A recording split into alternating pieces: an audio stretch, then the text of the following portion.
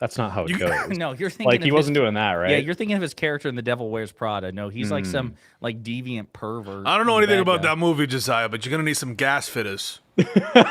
See, That's perfect. That's right. I don't know what a gas fitter is.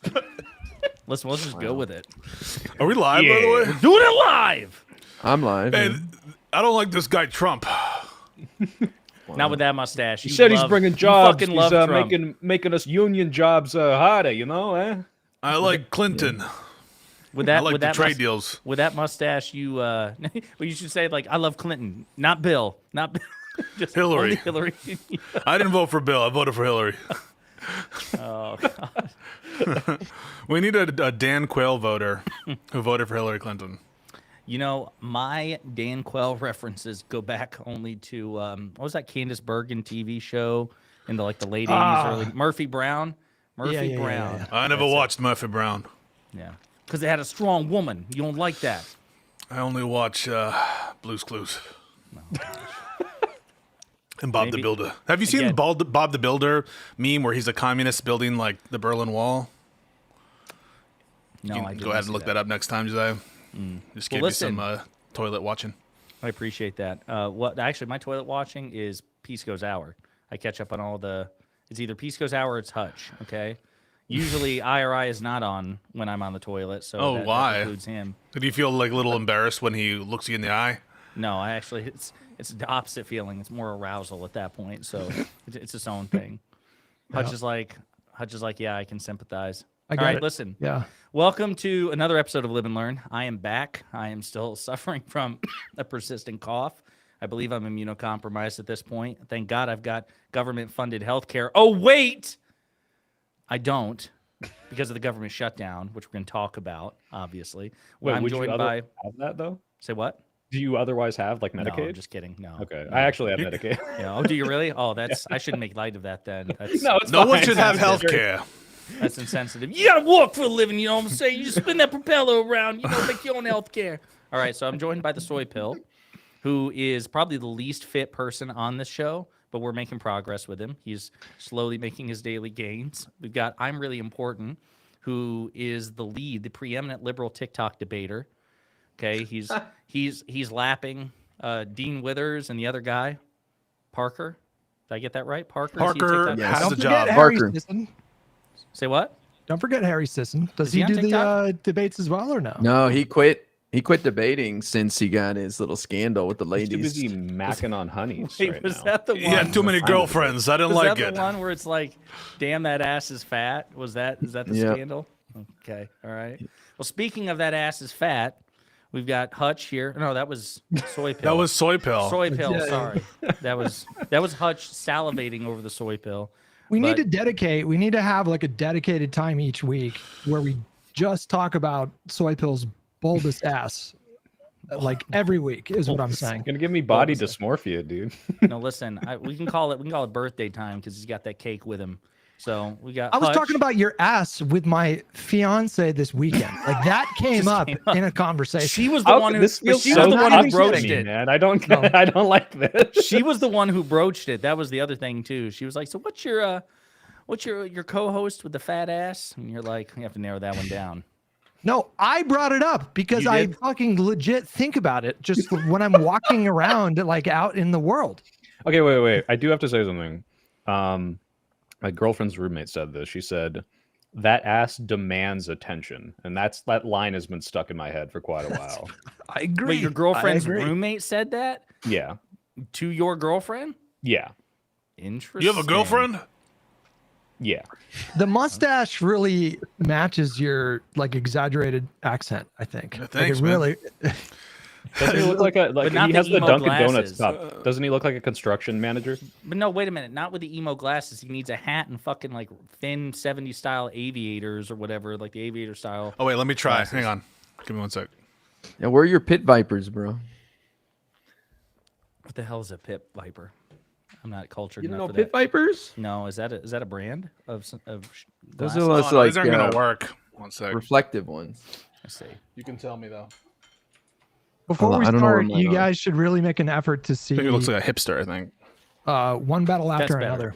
That's better right there. That right there, that's much more in character. The little foggy. I was going to say, Hutch, I have to watch that for my movie podcast, and I've heard it's anti-ICE propaganda. Is that true? I don't want to tell you anything about it, but like it's so good, especially if you're. I mean, it's very like poignant. It's very like apt for the moment, and I think does it like break your suspension of disbelief that Leonardo DiCaprio isn't married to a 25-year-old? A little bit, yeah. But this might be his best role. Like he's fucking brilliant. He's really, really good.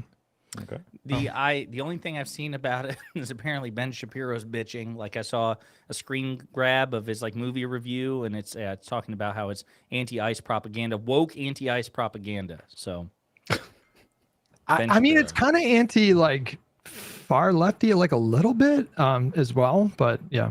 I like Benicio del Toro. He was a working man. Oh, he's fantastic in this movie. Yeah. I liked him in he did one.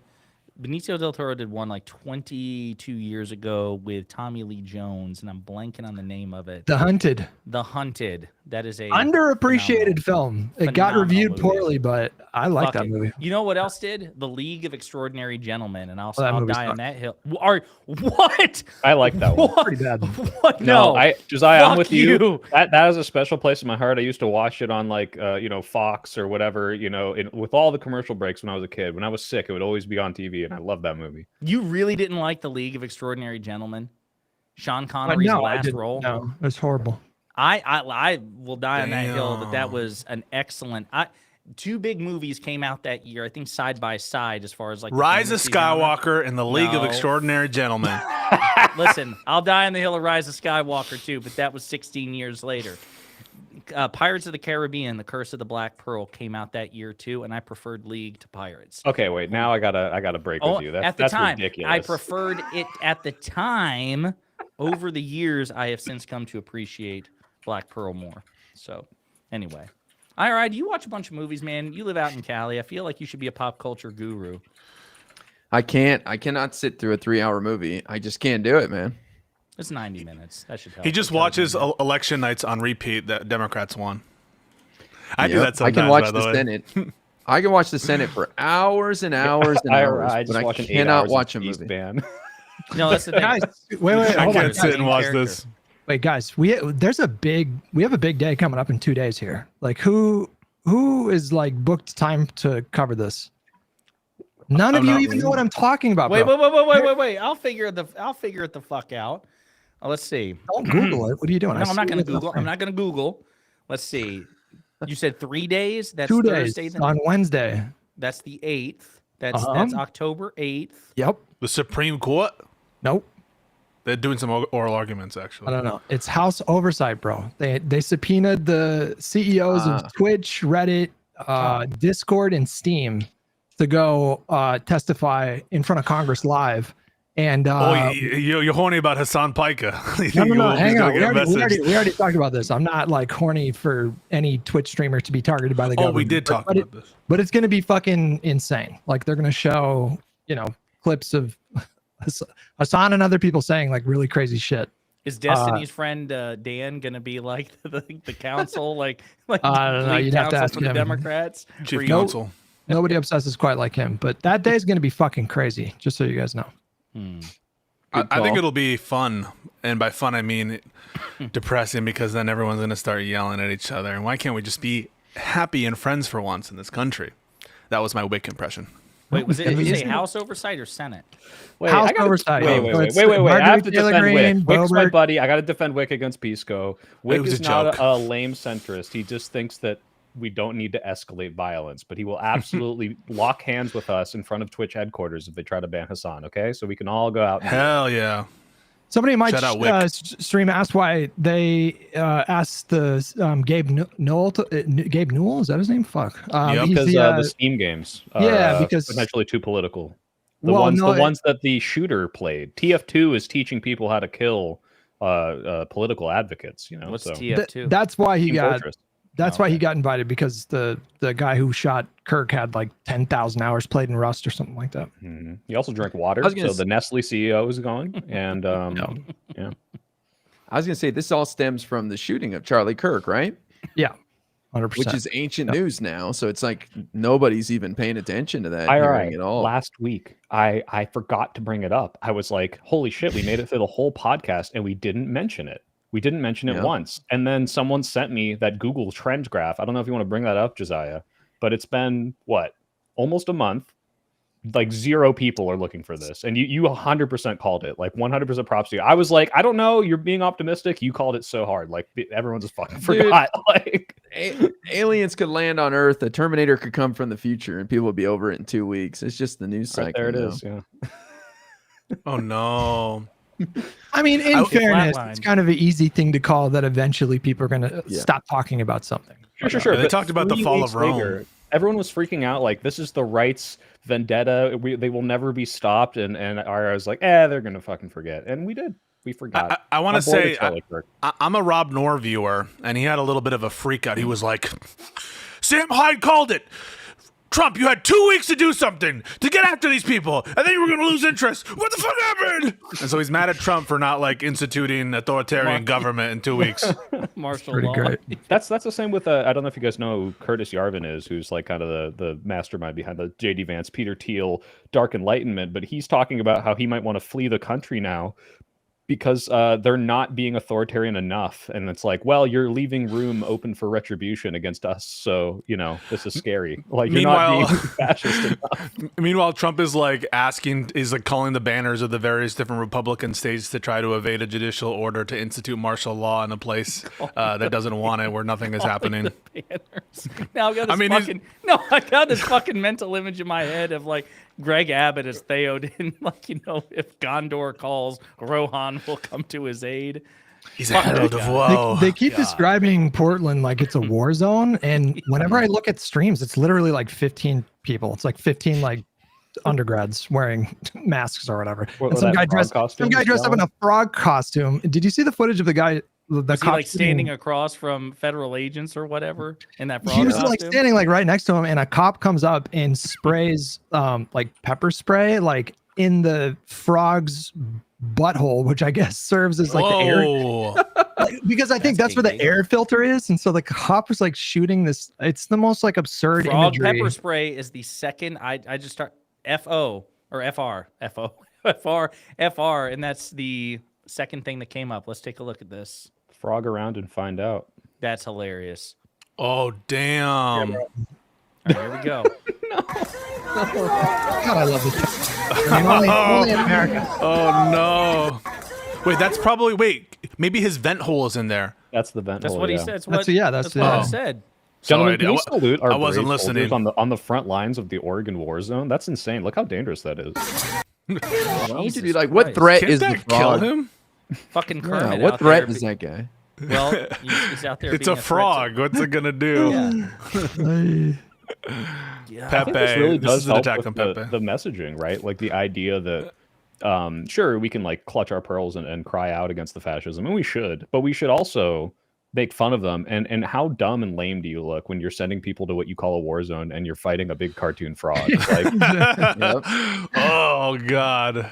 With a bandana. That's a blue bandana too. I'm hoping Newsom's press office has fun with this shit. Like this is ripe for memery. There's nothing that tells you that you're a lib wine mom than at this point freaking out about Governor Newsom's Twitter. I didn't say freaking out. I said I'm excited to see what happens. And you crawling from I like your it too. van, I like it too. Hey, I like it too. 10 yards from a school zone. Okay, listen. You hey, whatever. Oh, speaking of communist news, Denims followed me today on Twitter, so that's huge for me and my communist. Denims, the streamer Denims. Oh my she goodness. followed me, and so now we're speaking of friends. And women that followed our Twitter, Rachel Wilson followed me on Twitter. Whoa, Rachel Wilson? Yeah. Do you think that she's like looking for? Never mind. I saw some of that debate. That was you went fucking scorched earth. Soy pill. Do you I burned the bridge because he was being so good faith before, and then I started trolling. So like he'll just never talk to me again. Even though, so I agreed to that debate. Yeah, he did. He got really upset. But no, I agreed to that before anyone else had. So I was like, okay, this sounds like a fun topic. And then he became part of it. And I was like, well, I don't want to back out. Like, I feel bad to the host. And so that was, someone I don't enjoy speaking to, but I was like, well, if you're just going to ignore my arguments for 2.5 hours, like, I'm going to crash out on you at the end here. So, yeah. Yeah. I saw some clips. I did not see my understanding is it was like a full 4-hour fucking gauntlet. Yeah, that's too bad. And then like he brought up like his house versus your apartment. Like I was surprised at how that was I've been around Andrew one time, and that was at Tim Pool. And by the way, I was not paid for my appearance on Tim Pool. Just want to put that out there. I want to disclose that as well. I was not paid a single dime. So did you ask to be paid? That was the accusation. No, I didn't ask. No, and as a matter of fact, I got thinking about it because Wick DM'd me. He's like, "Hey, were you paid to go on Tim Pool?" And I'm like, "No." And I'm like, he sent me the link and something about like how even travel is compensated, and I'm like, I don't remember that. Like I rented a car. I paid for my own flight, paid for my hotel, rented a car. They paid for my tickets, bro. Yeah. You got paid for your tickets. I didn't get paid. No money transacted hands. They paid for my tickets. I'm sorry. They paid for your tickets. Yeah. And they didn't pay for mine? Fuck you. What do you think this is? I got compensated. What do you think this God is, Josiah? damn, Come on. okay. And you know what else? They gave me pizza after the show. It wasn't good, Well, but it's West Virginia. They did offer subs. It was Myron and Andrew, but I had to make it back to Charlotte. So I literally was like, Luke, we got to fuck off. And When you say subs, you mean subs like the sandwiches. correct. We don't call them subs here. We call them grinders. They Also, did you not, speak? They did not offer Grinder. Did you see Mike Johnson might have been on Grindr? Now, I don't know that to be true, but that's the I Have It girl, the news girls, the women, Jennifer Welsh and everybody. I've had it. Yeah. Anyway, their entire model is just calling Republicans gay all the time, and I'm really here for it. But apparently, there was some rumor that Grindr was the big scandal with Mike Johnson. Well, Mike Johnson, I mean, I suppose I shouldn't be surprised because he's like, he and his son monitor each other's porn intake or whatever. So like, Yeah. Technically, they monitor each other's internet activity to prevent them from looking at pornography. Oh, Like they don't watch sense. porn and then well, when you share, put it like, that way, Yeah. that makes it marginally less creepy. Yeah. Yeah. Listen, we've got a lot to talk about. There's a government shutdown. no, there is. We are in day 6 of that government shutdown. Let's start with IRI. IRI, were you surprised, A, that the shutdown happened, and B, that it's lasted as long as it has? No, listen, I've always seen that giant bulge in Charles Schumer's pants, so I knew exactly what we were dealing with here. And I think he won a lot of fans this last week, showing that Big Dick Charles stepped up and was willing to shut it all down. Now, what I'll say is the Republicans don't need a single goddamn Democratic Party vote. They could change the rules of the Senate from 60 votes for a budget bill down to 51 any day, any minute, and then they could move on without us. But they choose to want Democratic votes, so therefore they should be talking to the Democrats to negotiate to come up with a bipartisan bill. Otherwise, go nuclear, drop the number of votes needed, and let's move on. Well, real quick, let's hear from Chuck Schumer. This was just breaking. Are aroused. I haven't seen people so aroused in a very, very long time in terms of going. I was about to make a joke about IRI being hard because it's C-SPAN, but Well, right now, Chuck Schumer's looking down at his bulge for inspiration. Glasses. This show needs to become more sexual. I will say I agree with IRI on the following precedent. If anyone tries to push you on like who's to blame, what should be clear is if you want Democratic votes, you should negotiate with Democrats. That's what Biden did. All of those near misses that we had in his term were because like the Republicans reneged on a previous negotiation that the Democrats had anticipated and had like done ahead of time, and then like they like because Trump says something or Elon says something, all of a sudden like the rug falls under them. So that precedent should be upheld. If you want Democratic votes, you need to negotiate with Democrats. And so yes, this time they're maintaining funding in a way that like might have been something that the Democrats would have been pushing for under Biden. But the conditions have changed. We have this incoming healthcare hike in prices, which, like I said earlier, and which IRA pointed out, I think is beautifully timed. And then number two, the precedent should be, if you want Democratic votes, the Democrats need to be involved in negotiations. That was what was happening during Biden's administration. It's what should be happening now. I mean, well, anybody got anything to say to Pisco's mustache? I mean, his Pisco? No, You guys I mean, are all that, stunned. that obviously was the precedent. And if you watch it, did you guys watch Mike Johnson's press conference this morning? Dude, he was No. fucking nervous It as was- hell. It was really bad, like really bad. At one point, he was like, "We were gonna come up with a healthcare plan, but it's hard to build consensus." Like, it was really really. I mean, you could tell he was deflated as well. Across every poll that I've seen, and the WAPO poll, I think, is the most the most extreme poll that I've seen on this topic. But a plurality of Americans are blaming the Republican Party for this shutdown. They are losing, just objectively, they are losing the messaging war on this one. Democrats have leverage right now. They're actually using it. And dare I say, like, I'm pretty happy with the party right now. Like, within a realistic framework, I want to put the question to you guys. What could congressional Democrats be doing like better right now?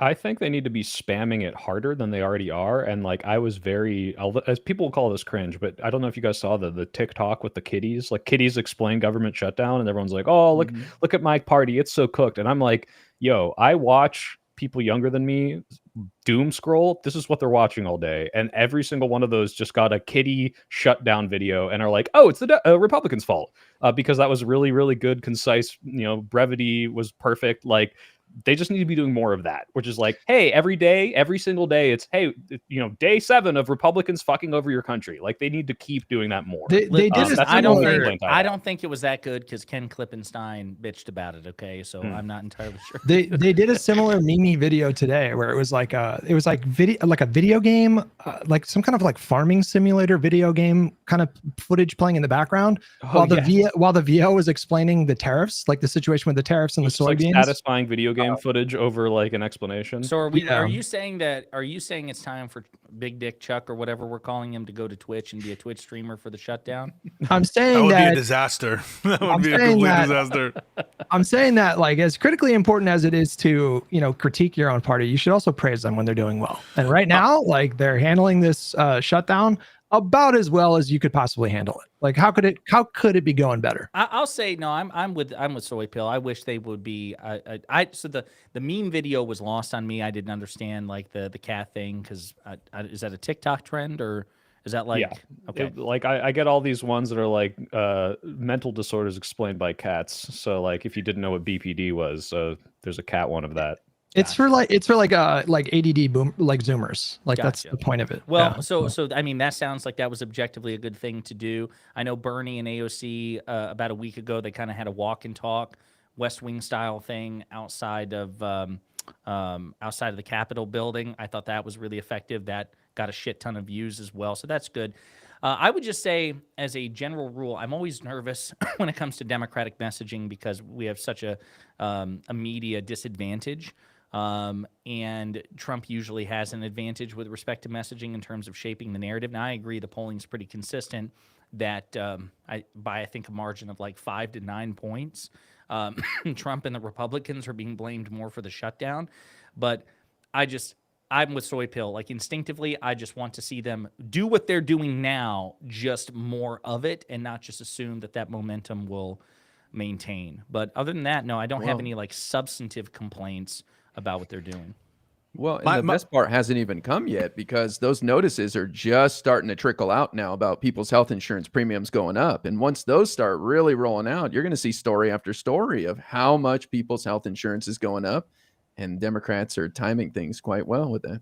Aren't they projecting an average of like 15 to 20% increase on people's premiums or something like that? It's like not a small amount. 75%. 75%. Yeah. It's like, well, up to 75%. For ACA. Like, for ACA recipients, but for everybody else, their premiums are going to go up as well. Yes. Everybody's. And I don't know. Oh, go ahead. No, go ahead. So, well, I was going to say, have you guys also seen they're refusing to confirm the House member? What's her name? Yeah, Gridjalva. I don't know how to pronounce it, but like, from Arizona. Grijalva, yeah. And so this is like the person that would be able to break the vote on the Epstein. Forcing the Epstein list, and they're just not going to confirm her. Do you think they're going to hold just do a Merrick Garland or like? No, I think they will eventually, but so that's why they keep gaveling out of session. Virginia Fox, that old person, she's awful. She's say it, Josiah. No, say it. She's not a nice person. She did what a Republican did last week, gavelled out early, like refused to take a point of order, and this time I think it was from Jim McGovern. So what happens is when the House joins for these pro forma sessions, these like very temporary things, you can still swear in newly elected people. Mike Johnson did it twice just this year for newly elected Republicans during pro forma sessions. Hey, we'll come back in, we'll swear you in, pad our majority. They're refusing to do it for her while denying at the same time he gets so outraged. No, it has nothing to do with the Epstein files. As soon as we're back in, of course, we'll swear her in. And, she fought a hell of a campaign, all these things. But yes, it's very obvious to try to duck that discharge petition that Thomas Massie has 218 signatures. I think they're banking on, the public and private threats to like Lauren Boebert, Nancy Mace, and Marjorie Taylor Greene. They're hoping that by the time they swear Grijalva in, that they will have taken away one of the Republicans and be back down to 217. But it doesn't look like that's happening. Yeah. I want. Go ahead, Ira. I was going to say, what do you guys think about the Republicans' messaging, though? Because they're just lying their ass off about this, saying Democrats are fighting for health care for undocumented people. And it's a tough thing to argue against. So I'm curious what you guys think about that. It's not working. People aren't buying it. The polls show it. And under everyone who is trying to post that, there's just easy debunks on what they're lying about, which is that the Democrats somehow want to extend eligibility for these programs to people who are here illegally or without status or whatever. And yeah, that's just not true. And I don't think it's resonated. It's kind of like the dog cried wolf. Oh my God. Boy who cried wolf. The boy. It's like the dog who cried boy. It's the dog who my brain doesn't work. This mustache must have affected my my brain. But anyway, they use illegal immigration on literally every single issue, whether it pertains to the big beautiful bill, illegal immigration, whether it pertains to anything where there's the government involved in any respect, even the deployment of the military. It's all about illegal immigrants. So at this point, it's getting a little tired. I'm not saying that it'll never be utilized again, but especially when Trump is underwater himself on immigration by, I think, the average at least 5-6 points, which was once his strongest issue. I don't think it's working. We should clarify for people in the audience, just in case you guys are arguing with your MAGA, coworkers or family or whatever, about 0.4% of total Medicaid spending is dedicated to something called emergency Medicaid spending. And what this means is that hospitals can bill the government, they can bill Medicaid for when people show up to the emergency room and they stabilize that patient. Like we have laws in the United States that anybody who shows up to the emergency room, the hospital is required to stabilize that patient. Like if you can just imagine how ridiculous it would be if somebody was unconscious and, the hospital would be like, well, we can't ask him if he has Medicaid or, health insurance, or, we can't ask him if he has papers to be in the country. And, what they decided 40 years ago under Ronald Reagan was that we could establish this thing called emergency Medicaid spending. And if that didn't happen, the hospitals couldn't be compensated for stabilizing these patients, they would just raise their prices to recoup those losses. So, and you would be paying even more in increased costs than you would be for the tax money that's set aside for this. And that's the only thing that illegal immigrants can qualify for. They obviously do not qualify for the broader program. Yeah. What sucks is the Republican messaging is on two fronts too. There's the one where they're saying, look at this provision in this bill that clearly is, what was it, an amendment for illegal, or aliens or something like that. And you're looking, or for alien residents or something like that. And you look in every single category of alien residents is legal residents, asylum seekers, or absolutely none of this is illegal immigrants. So they're saying that this is the provision. But then if they were to point at that, and I think I saw Elizabeth Warren say this once, but I think Democrats, especially if they try to point this one out more, is to point out what you're saying is, do you think that if someone gets in a car crash and is unconscious, regardless of their status, they should just not treat them or if an illegal immigrant is bleeding out, they should let them die? Yeah, they need to get Republicans to say yes to that on media, because they just look how ghoulish they are. It says something that even Carolyn Leavitt was asked that question outside the White House. I think it was on Friday. And she said the same. Well, I'm not saying that. I'm just saying that. So it says something that this administration, which is like unprecedentedly ghoulish, even they are not fully prepared at the moment to say in front of a camera and a microphone that, yeah, let illegal aliens bleed out. And it affects also in the way that Hutch described, I think, very eloquent. That's one of the reasons why we're in favor of universal health care of some kind, because of the collective action problem, because the costs ultimately are going to be paid by all of us, either through premiums or through taxes in some respects, so there's no getting around it.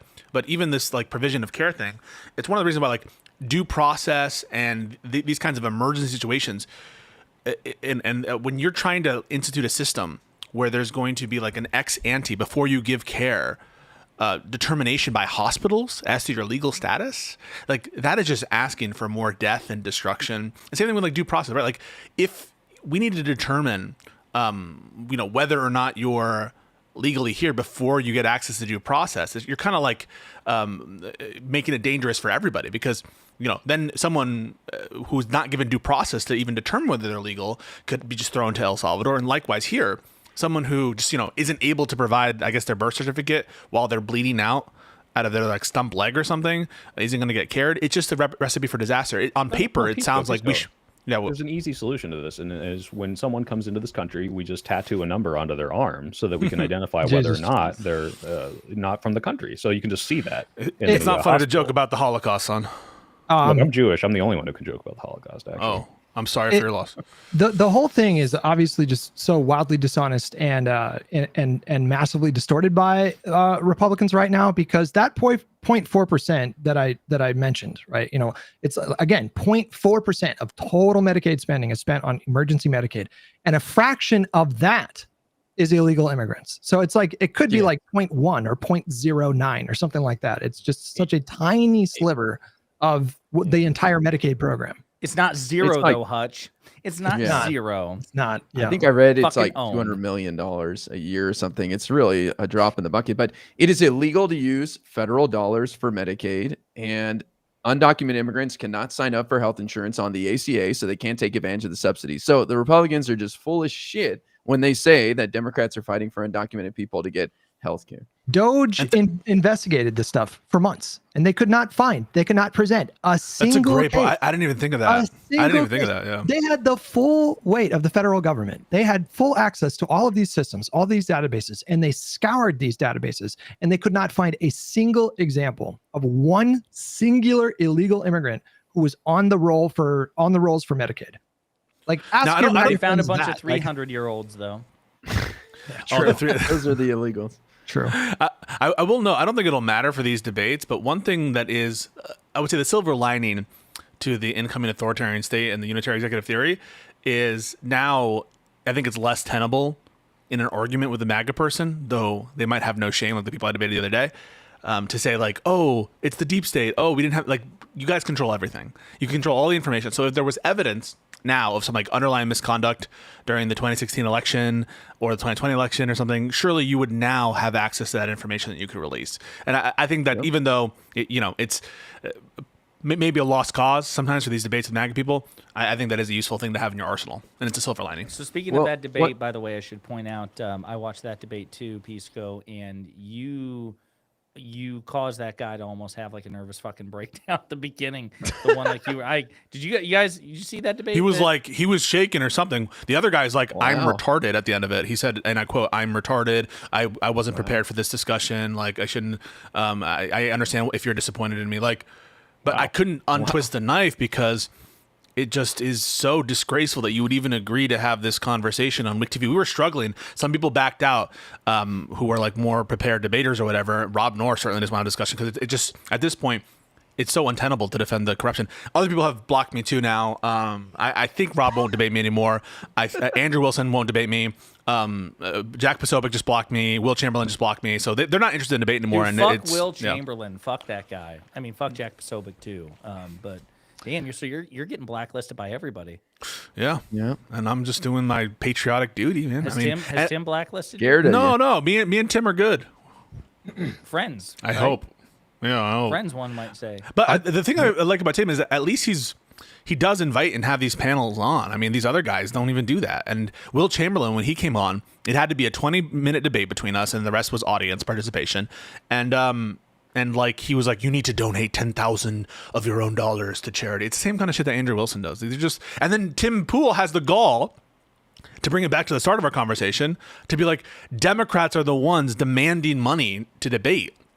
I mean, fuck. I found that. Maybe Pac-Man, maybe like I don't know, BTC or something. I'm not sure. Like the big people. It's just like, how can that guy call anyone a grifter when the Russia Tenet thing happened, when his whole shtick is like trying to foment a civil war while selling you prepper buckets? Like, it's so fucking ridiculous. IRI, you need to go on Tim Pool. I think, like, especially now that you've been in the MAGA gauntlet on TikTok. You've been honed. Yeah. You're at the apex of your powers. You humiliated with facts and logic Ben Shapiro in a viral Jubilee moment. So Tim Pool would be I'm down. My only concern is Tim will bring up something from 12 years ago that I'm not prepared for, and he'll be like, you remember when that happened, and then it's like it's hard to prep, I think. But I would talk to you guys about it, I guess. It is. You guys did great. That doesn't matter, but he will be like, oh, I'm sorry. See, this is my problem with Democrats. Democrats don't know anything. You don't remember this thing that happened 13 years ago that has absolutely no effect on current day politics, and you're so uninformed. It's embarrassing, IRI. It's embarrassing. Look at you. Do you remember when he went off on Luke? Yeah. Over the fucking, was it seditious conspiracy guy? He was just totally wrong. Enrique Tarrio. Yeah. And he was like, so we're just gonna slide past the fact that you went off on me for no reason, and I was absolutely right, and you were absolutely wrong. And Tim is so shameless. He was like, yeah, we are gonna blitz Bryant, and let me tell you why. Like, okay, buddy, because I control time here. No, you should. I think it's really important to assess, like, to do like a proper vibe check right now, because I mean, even you said at the start of the stream, Josiah, you were talking about how, like, typically, Trump is the one that's in control of the messaging stuff or whatever. If we just objectively get a lay of the land right now, the Republicans are losing this messaging war. Mm-hmm. They are in a low spot. Like, Donald Trump's polling is horrible. Democrats are up on the congressional ballot. They consistently have been massively overperforming in special elections. Like, people bring up their negative approval ratings, and I looked into it because I was like, wait a second, is this kind of a predictable phenomenon for like a party that loses power to drop in approval ratings? And it turns out it is. Democrats' approval rating dropped in 2001, dropped in 2017. In 2017, it dropped to the low 30s, and 2 years later, they went on to have a blue wave election. Republicans, their approvals amongst their own voters in 2014 was lower than the way that Democratic voters look at the Democratic Party now. At the time of the shutdown, as a matter of fact. And 2 years later, they went on to win trifecta with a pretty massive majority in the House. So for all the talk about like the bad approval numbers right now, like the Republicans right now are losing. Like, they are not winning right now. They are in a really bad spot. It's also that, unlike the Republicans, Democrats are pissed off at Democrats, right? Like, that's the other, that explains the delta in a huge part too, which is that Republicans, for the most part, they're fucking happy as a clam with what Trump is doing. Like, they love themselves. Democrats, we're fucking, we hate ourselves so much. So, yeah. I just want to say, like, I get that, Hutch, and I agree. I don't think that this, like, the sky is falling in the sense of, because the Republicans will point to that approval number and they'll be like, see, Trump is unpopular maybe, but you guys are more unpopular. Like, and I agree that Josiah's explanation fits the bill there, and I don't think it's a portent for us, like, losing the midterms or anything. And I think that we're still in a position to do very, very, very well. And I'm encouraging people to be white-pilled about that, and I love it. But I don't think that means we're maximizing our leadership. And this is kind of dovetailing back to the conversation we're talking about with Schumer. I actually didn't have a criticism for Schumer's statement after the shutdown happened. I thought it was good. And part of the reason I thought it was good is because it was short. And I think that people like Jeffries and Schumer, yeah, they might be able to bring us to a victory in the midterms, but I want a thumping. I want the Democratic Party to regain some sense of popular mandate, some sense of like overwhelming support to get us to those Obama numbers. And I'm concerned that under leadership we won't get there. Yeah, but again, that, like, I'm glad you brought that up, because I feel like we should talk about this, because like that's something that I've been talking with my chat about. Like, in terms of Democratic leadership, dare I say, like, the leadership is doing really fucking good right now. And quite frankly, it's not the leadership's job to lead us to like a blue wave election. That's more on the DNC than congressional leadership. It's Jeffrey's job to keep the caucus unified in the House. He's doing that. He lost Golden. That's it. Right now, he's forced the Republicans into they have to whip every single vote or whatever. Schumer has kept his caucus not as unified, but enough to force this negotiation. And it's a political loser for the Republican Party right now. Like, the big beautiful bill is not popular. The Medicaid cuts are not popular. They are being blamed by plurality of voters. Like, they are basically doing their job right now about as good as you can do that job. I think that Dr. Grunz, I think it's correct, Touch, that like, I think our disagreement largely is premised now on like what we think the respective jobs are of the Democrats. And I don't view the DNC's job necessarily of maintaining the party brand. I think that is a job that leadership must be included on as well. And yeah, I think that it's much broader than that, and we need to be playing on all fronts. So, and unfortunately, yeah, I think that if you take the view that I do, that there's more demand on our legislative leaders for narrative success, for optics and stuff, I don't think you can say they're doing their job. Well, I need to back up Pisco here, because I did meet with Ken Martin, who's head of the DNC, and while they do have media control, and he did fire all the media consultants after like the election, because he was like, whatever we did last time, that did not work. We're doing some new stuff.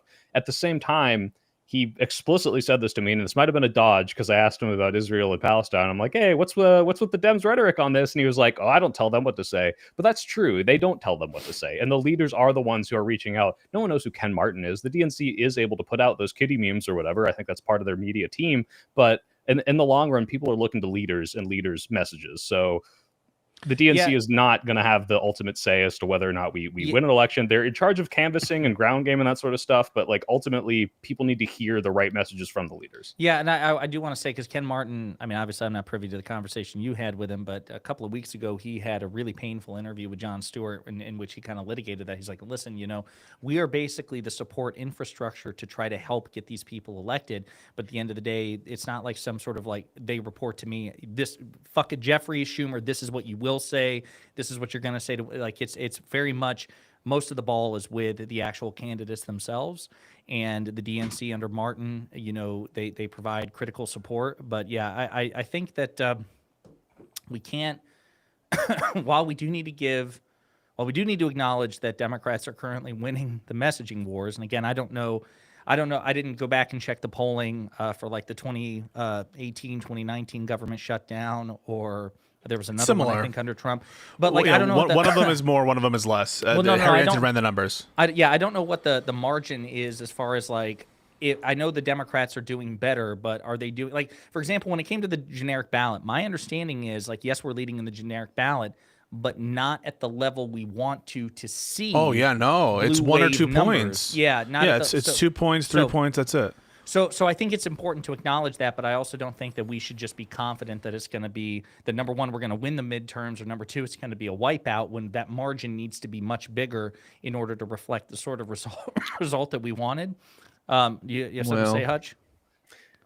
Well, no, I know IRI's going to have my back here. Hop in there, buddy. Well, I just want to say, I wouldn't get your hopes up about some huge win, like 40-seat victory. Those days, I think, are gone. There's about 15 seats that are won by like 5% or less. So it's really hard to get a giant lead. So I would expect maybe like an 8-seat majority or something. And then if we can get the Senate, we got to win 4 seats. And so there's only 2 that are really vulnerable, Maine and North Carolina. Otherwise, we're going to have to win in places like Iowa, Ohio, or maybe even Texas. So I would not expect a blowout, and I would just, take whatever victory we get is good enough for me. The thing is, like, I understand that that's like the current political reality, but I want a Democratic Party to, if we want to see change in this country, to protect this country, to punish the wrongdoing, the corruption, and to eliminate the corruption that's been instituted by Trump. That's not enough. That's too narrow of a margin. And I want a party, and you tell me how we get there. Maybe you say it's impossible, but there has to be someone with a strategy or an idea of how we can start challenging Missouri, how we can start challenging Montana, how we can start challenging these. Ezra Klein had some thoughts. Yeah, so I'm open to everything, but like I want a party that is one of the things that Ken Martin talked about was a 50-state strategy. I want a 50-state strategy. We can't.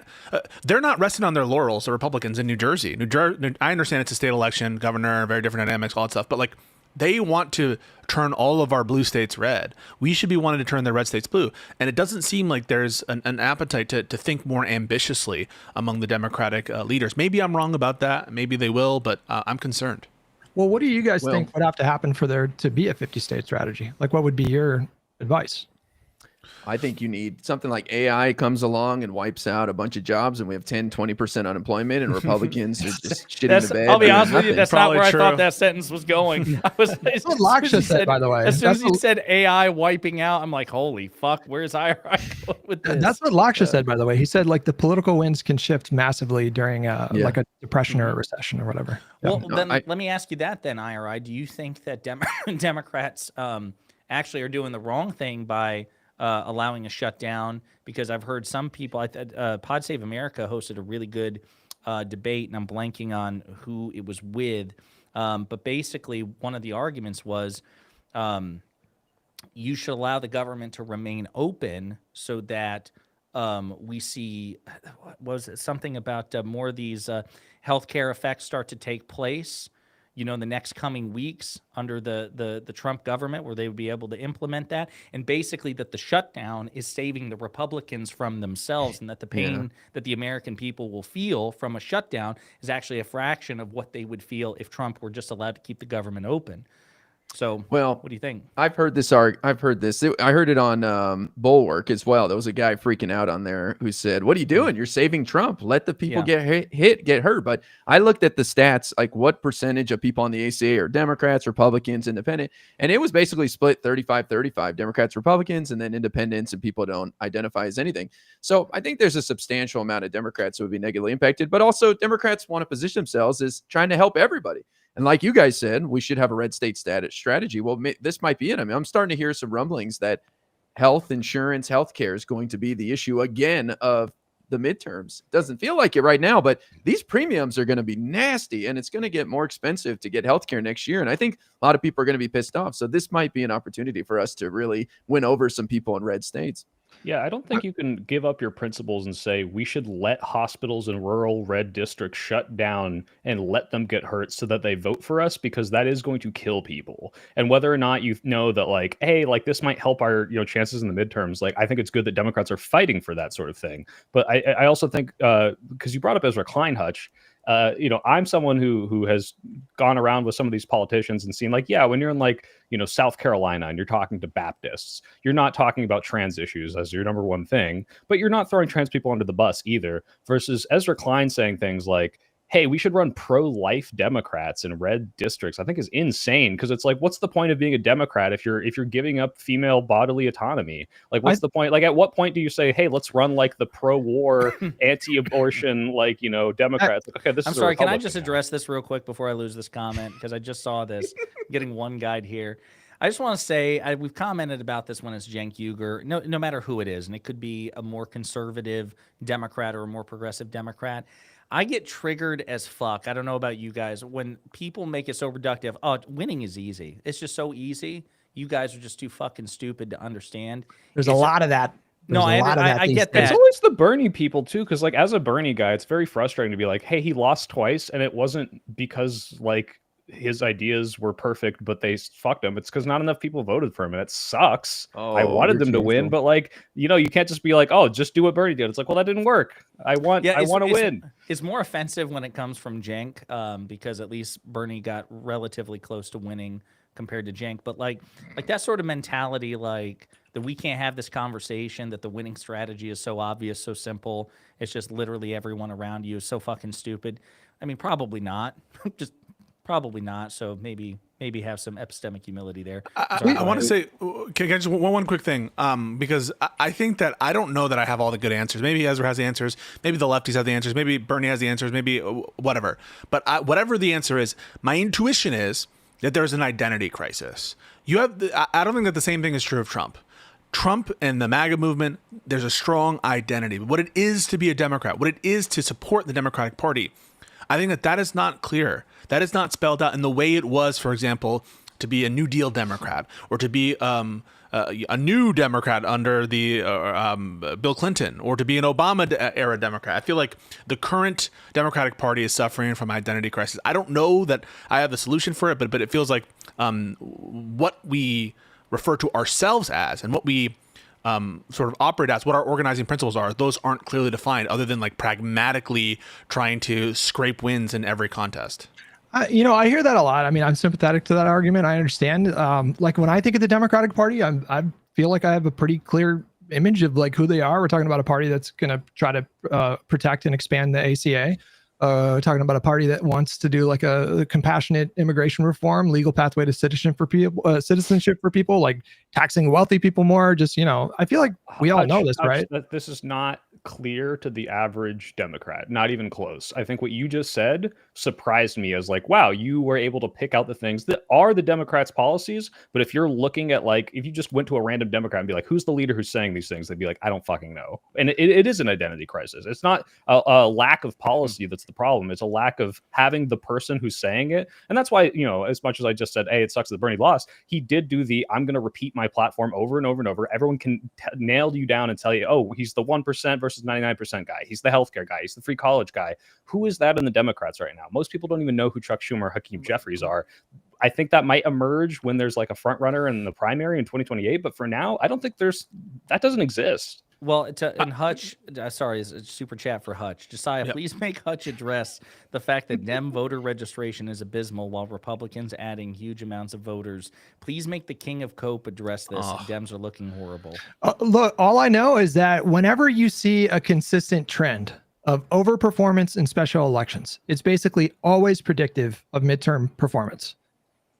And right now, what we're seeing in terms of the margin, it's double what they were before the 2018 midterms. Like it's like 12 to 15 point over performances relative to November. Now, all those races, like we didn't win all those races. Sometimes that just means you lose by less, but we have like flipped a couple seats and these sorts of things. And like this kind of trend just is consistently predictive of midterm performance. So what I see from that is I see a Democratic Party that is frustrated with their leadership. That much is very apparent, but they are energized and they're still showing up and they're voting in, the off like general elections. So I want to address the comment head on. The numbers I've seen are for party registration from 2020 through 2024.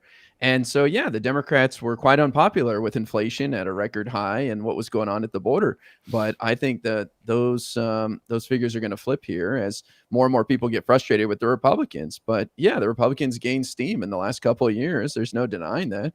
But here's what I'll say, too, is I think our party's fine. I know people are going to flip out and they don't like when I say this, but we had a geriatric candidate who wasn't up for the task. He had a terrible debate performance. We put in Kamala. She had 3 months. So it's been a disaster for the last year, politically for us and for the face of the party. But now we got Giga Chads like Gavin, Big Dick Newsom getting in there.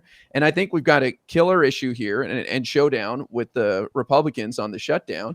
And I think we're going to turn this around here. And as Hutch said, we've been kicking ass in every single special election since November.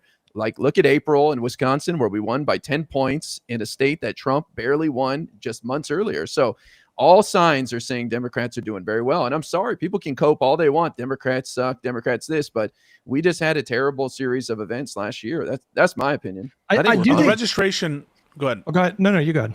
On the registration numbers, you got to be careful extrapolating with them. They're not predictive of election success. In the long term, I think that they do present a problem. So I don't want to say whoever the commentator was that there's no problem there. I think the Democrats need to get the registration numbers up in the long term. But it's not predictive of immediate election success. But like when people say the Democrat Party sucks and you guys are in big trouble, then how did we win in Wisconsin by 10 points, just in April?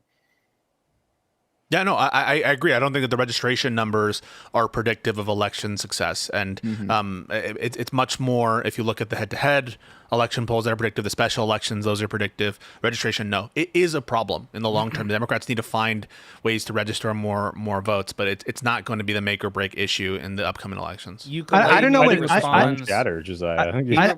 He responds since IRI and Hutch addressed him. He responded.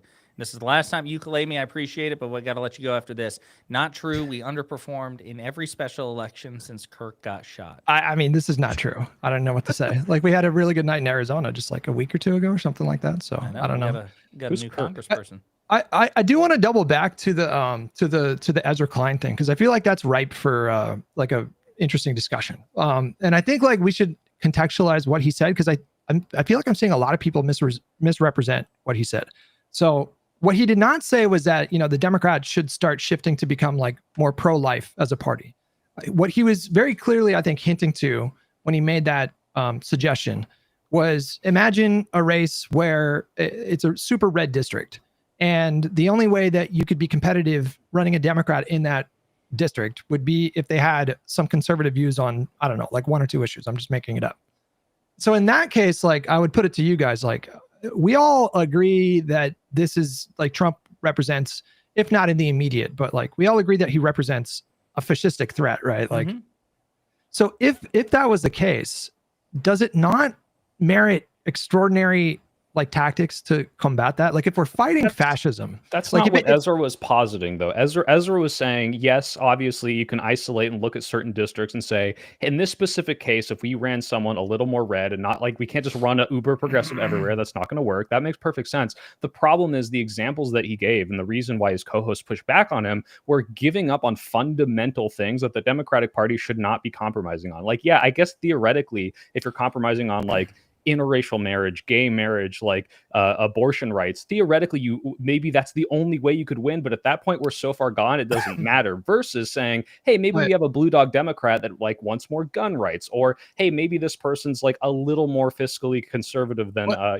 think like he also Zoran said, Mamdani, but he used like the worst example, which was abortion, which is something Democrats should never compromise. I think he also said, just set the principle aside. I think part of what Coates also pushed back on, he mentioned it, was that abortion is something that performs well even in red states, so like Kentucky and Kansas and things of that nature. So that particular. Sorry, he was just being off the cuff. Like, I don't think he was like very specifically prescribed. I think he was like more speaking to the general idea of like. Can you repeat that? You glitched out for me. I don't know if. Oh, sorry. Yeah. I don't think he was like meaning to specifically hone in on abortion to start like a larger conversation. I think he was just like coming up with a hypothetical on the fly. But like, I just want to test like your logic here. Let's just construct an extreme hypothetical, and I would put it to everybody's audiences as well. If it meant a House majority for Democrats, if they ran like let's just use his specific example, like a really red district in Missouri, and it was a Democrat who was pro-life. And if that was the difference between getting a House majority and not having a majority, yes, of course. Yes, of course. In this isolated thing, of course, Hutch. But yeah, the premise itself is flawed, because you have to look at how does this signal to Democrats throughout the state, and also it's presenting this dichotomy where, I mean, I don't know if you look at like gay marriage polling and how like Obama ran on an anti-gay marriage platform, and the polling on gay marriage turned around when the leader, Obama, started to be pro-gay marriage. That is something that shifts the message. And so if all of the leaders start shifting more right, not because they're like genuinely more right, but because this weird like, you know, game theory thing about the only way we could win, inevitably you're going to shift the populace more right too. And it's just a downward, I think it's a losing we're not game, talking about leaders. We need that. We're not talking about leaders. We're not talking about leaders shifting right. Like, Ezra never said that. Yes. You're adding. If you're running a candidate as a leader, Hutch. You're running a leader that's more pro life. Hang on. It's not like Jeffries and Schumer are like picking these candidates. So if like primary candidate, like if a conservative primary candidate wins in like a primary in Missouri or something like that, Jeffries and Schumer didn't like pick that person, right? So like if somebody advances past the primary, I think what he's saying is like, should we chase that person out of the party, or should we have a situation like Henry Cuellar? No, but that's not what he's saying. He's not saying but when have Democrats done that once they've won the primary. He's saying run more pro-life candidates to win these seats. That's what he's saying.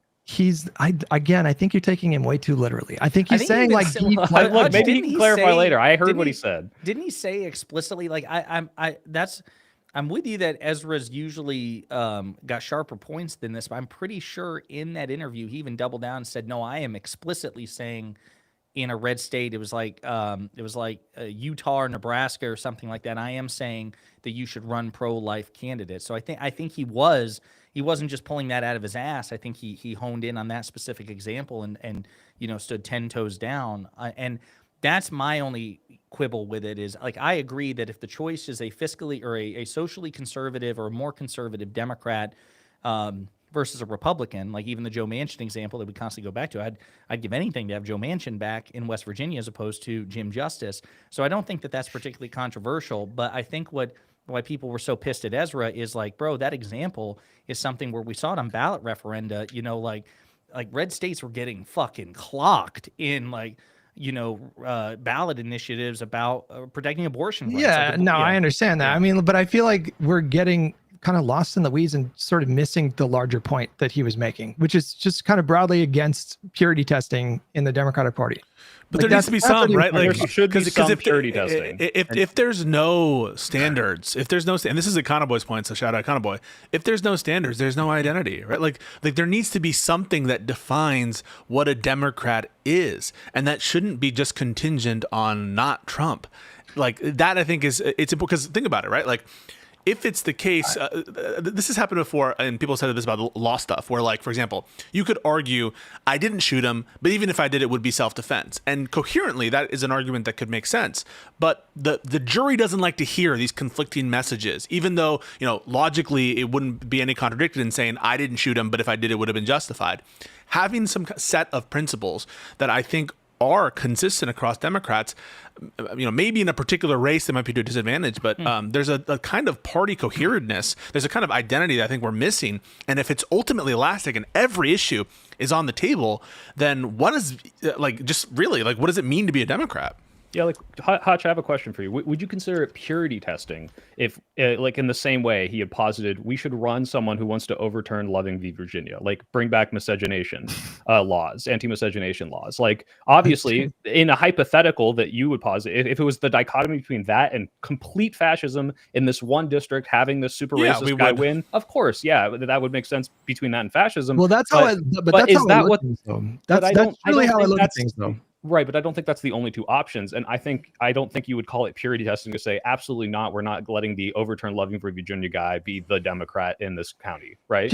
Purity testing is not meant to, like, we're not talking about like virtue signaling. Purity testing is just an expression to mean like you have to be like really rigid in terms of like who you allow in the party. And when I talk about fascism, like I take the threat very literally, and I guess when I hear people say that they would like pass up on like a pro-life Democrat in a fucking district in Missouri or whatever, that to me does not feel congruent with saying like we could have fascism if we don't stop them from taking power. Like when, I think the objections have been expressed to you, Hutch, and you can tell me if you've heard them. The first is the notion that that this premise that this guy would be more successful given the set of ideas, and the second is to the extent that we're talking about uniting behind X candidate, it's already happening. What Ezra I think is talking about is a more concerted effort than just passively allowing people to get into the primary. I think he's saying we should field candidates as though there should be some kind of like some movement from the leadership to push these kinds of candidates, and I think so. In addition to the, undermining the premise that this is going to be more successful for electoral outcomes, there's a notion that it could be problematic in terms of party coherence and identity in the long run. Yeah, I just think that it's. Oh, sorry, Hutch. I just want to say, I think we just have too much of a threat right now with Trump and his attacks on our democracy and, like you guys said, fascism, that there's no time to sit here and think, what can the Democratic Party's identity be? It has to be anti-Trump right now because he's such a threat. And I think in response to Trump, there'll be the momentum to do some big changes like shoring up our democracy and rebuilding some of these agencies. And the Democratic Party can run on that stuff. Here's our modern day version of the Department of Education. And here's what we want to do with USAID moving forward. And, the election is 3 years away, man. Like I said, AI could be the biggest thing. Who knows? So there's a lot of time. I don't think we need to force this identity. I think it happens naturally. Straighter Aid has one for you, Hutch. I don't see, she's been spamming this. I don't see the right saying they need to run pro-choice candidates. What do you say to that? Well, I feel like you could argue that like Republicans might have some success in states like, New Jersey, New York, and California if they ran more liberal like Republicans. You know what I mean? Well, I got to say, Hutch, because like the I do think Ezra's idea is what Pisco was representing was, yes, a concerted movement to find more pro-life candidates, not just to say, hey, like once they win, like say it's like, the Zoran Mondani situation, like, look, they won the primary, vote blue no matter who. I agree with that because we have to get anyone over a Republican. But Dems are already doing that. But well, true. But the idea that, hey, if we run this person who's essentially a diet Republican on certain issues, maybe in certain cases I could see like, yeah, there are people that are single issue voters on the Second Amendment. There are people that are single issue voters on like being fiscally conservative. And they'd say, look, I hate all this Trump crap. But if we just had a Democrat who just understood that I want to keep some guns, it doesn't want to ban them all, I'd vote for them. And if you look at the populace, maybe the Democratic or the independent populace in these counties, and there is a concerted effort, there's a need for that, I can understand that. Obviously, that could happen. But the idea that, hey, this is not a close election, we're in a deep red district, so if we run someone who is Republican on a couple issues, but then Democratic on all these other ones, if the populace isn't begging for that, if they're looking for a more Republican person, or the Democrats are looking for a more Democratic person, how does this make us win? I think that's the issue, is that he's presenting this kind of false dichotomy where, yeah, trolley problem wise, obviously I'd pick anything over Trump, but I don't think that's the reality. I mean, I could be remembering it wrong, but I think he proposed it like a hypothetical, like maybe we need to start talking about doing this. And obviously, like any decision for, what kind of candidates we could throw institutional behind in this or that district so as to maximize their chances of winning, any kind of informed decision would have to be informed, but like it would have to be very data driven. So like you would have to show me like really compelling data. And if you showed me in a crazy hypothetical, if you showed me that a pro-life Democrat that is, Democratic Party aligned on basically every other issue had a better chance of unseating like a really safe red district, I would be open to that candidate getting that kind of support. Yeah, I don't think getting endorsed by the leadership in Congress, right? Yeah, if there was a data-driven, like if you could demonstrate just empirically that this would substantially increase the odds of flipping a seat that would otherwise never flip, then I think we should have those conversations if we're also having a conversation about the looming threat of fascism. Don't do it, Pisco. You son of a bitch. I knew exactly where you were going with that. I won't do it. I won't do it. So question. He's like charging out his alternate. Mom Donnie. Stop. We can move on. Fucking saw that coming a mile away. Yeah, let's do it again. That was great. Yeah. But I guess I'm curious what you guys think. Like Gavin Newsom has come out to be a little against trans women in sports, and people freak out on him, and people didn't appreciate Joe Manchin. So I don't know, man. Like it just seems like you can't win. You can't, Well, I mean, listen, we've all litigated our disagreements with Joe Manchin on so many things, but I've said before and I'll say it again, I would love to have Joe Manchin back in West Virginia if the choice is a Republican. But that doesn't seem like the consensus, because I can't even tell you like how many times my own chat like overwhelmingly revolted against me and said something to the effect of, I don't want him. I don't want Joe Manchin in that seat. And I would say to them like, well, even if that meant like a Republican replacing him, and they would tell me like, that's straight up, fucking dumb. Yeah, that's dumb. I would rather have a Republican. I got yelled at for it by Jake when I said we're lucky to have Joe Manchin, and he freaked out on me like, you're crazy, you're crazy. It's like, well, that gave us 51 votes, you dumbass. What do you think? Right? Yeah, no one's saying that Manchin is the ideal, but when we don't have the ideal and the alternative is a Republican, there are meaningful like even Kirsten Sinema and Joe Manchin both. Like if you look, I can't remember, I think it was 538 that used to track this shit, like voting in the age of whoever the president is. And Sinema and Manchin, I think like 80-90% overwhelmingly voted for Biden's legislation. And certainly like Biden's judges, they were, in lockstep, even when they left the party and just caucused as independents, they were in lockstep with the Democrats there. If the alternative is now Sinema, again, obviously I'd rather have Ruben Gallego than Sinema. So Sinema to me is nowhere near what Manchin is, but Manchin, he was a fucking unicorn, the only Democrat that we could ever get in West Virginia, and I would love to have him back. But I think Manchin is kind of the perfect example of what I think Ezra Klein is challenged. Now I don't know if he's right on this, like what I'm just open to the conversation. I can be persuaded or whatever.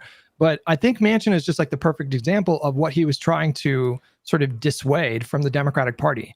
Like, I think like we should embrace candidates that have better chances of winning in seats that are currently occupied by Republicans. And I think that is a conversation that we should have. And I think the fact that so many people in the Democratic Party wanted Manchin out, even if it meant giving up a seat, I think that is like a really big cultural problem within the Democratic Party. But Hutch, Manchin is like the edge case of like, yeah, it's this or a Republican. Obviously, we pick Manchin so that we can win certain ties. But if you're looking at, and this is why his co-host was pushing back, is like, whose rights are you throwing on the chopping block to shift the Democratic Party? Like, if you're in certain cases, if it was like, again, a very isolated, it's this or Trump, that's obvious. If we're saying, hey, let's have a concerted effort to put more pro-life people, and this is why I brought up the anti-interracial marriage thing, is because like, yeah, there's a theoretical world where you could win certain seats, but what does that say about your party if you're now pushing certain it says insane... it says that you take the threat seriously. And so like, I feel like what you're saying is a little incoherent, because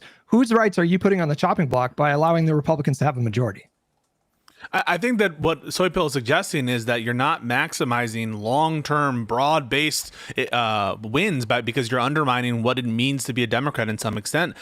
Like we have shit approval ratings partly because no one knows what the fuck that is, and if it's ultimately malleable, I think what Soypill is alluding here is there could be long-term strategies to fight back this fascist term in the long term, and that could be undermined if we just basically are acquiescing to some fundamental. So, for example, if there was a candidate, wait, Hutch, let me make my defense too, Pisco, because I agree with what you're saying and backing me up here. It's one, you have to assume that this is going to work better. Where it's not like again, I know you understand this, but like you would have to look at the data and say a diet Republican here would win. Two, if it's a concerted effort and you're doing this everywhere, you have to show that the Democratic Party becoming more right-wing in their rhetoric is not going to alienate a bunch of the Dems in the same way last election. A bunch of them just didn't show up because they're like, I don't feel motivated. I don't feel inspired by this. Now, to IRI's point, yeah, there's a horrible, chaos of horrible events all happening at once, lightning in a bottle. But if people start seeing this Democratic Party as we stand for nothing, and we will from top down start filtering in more right-wing candidates to the point of giving up rights for women, for black people, for minority, for trans people. This is very different from Gavin Newsom saying what I think is a very popular idea. Unfortunately for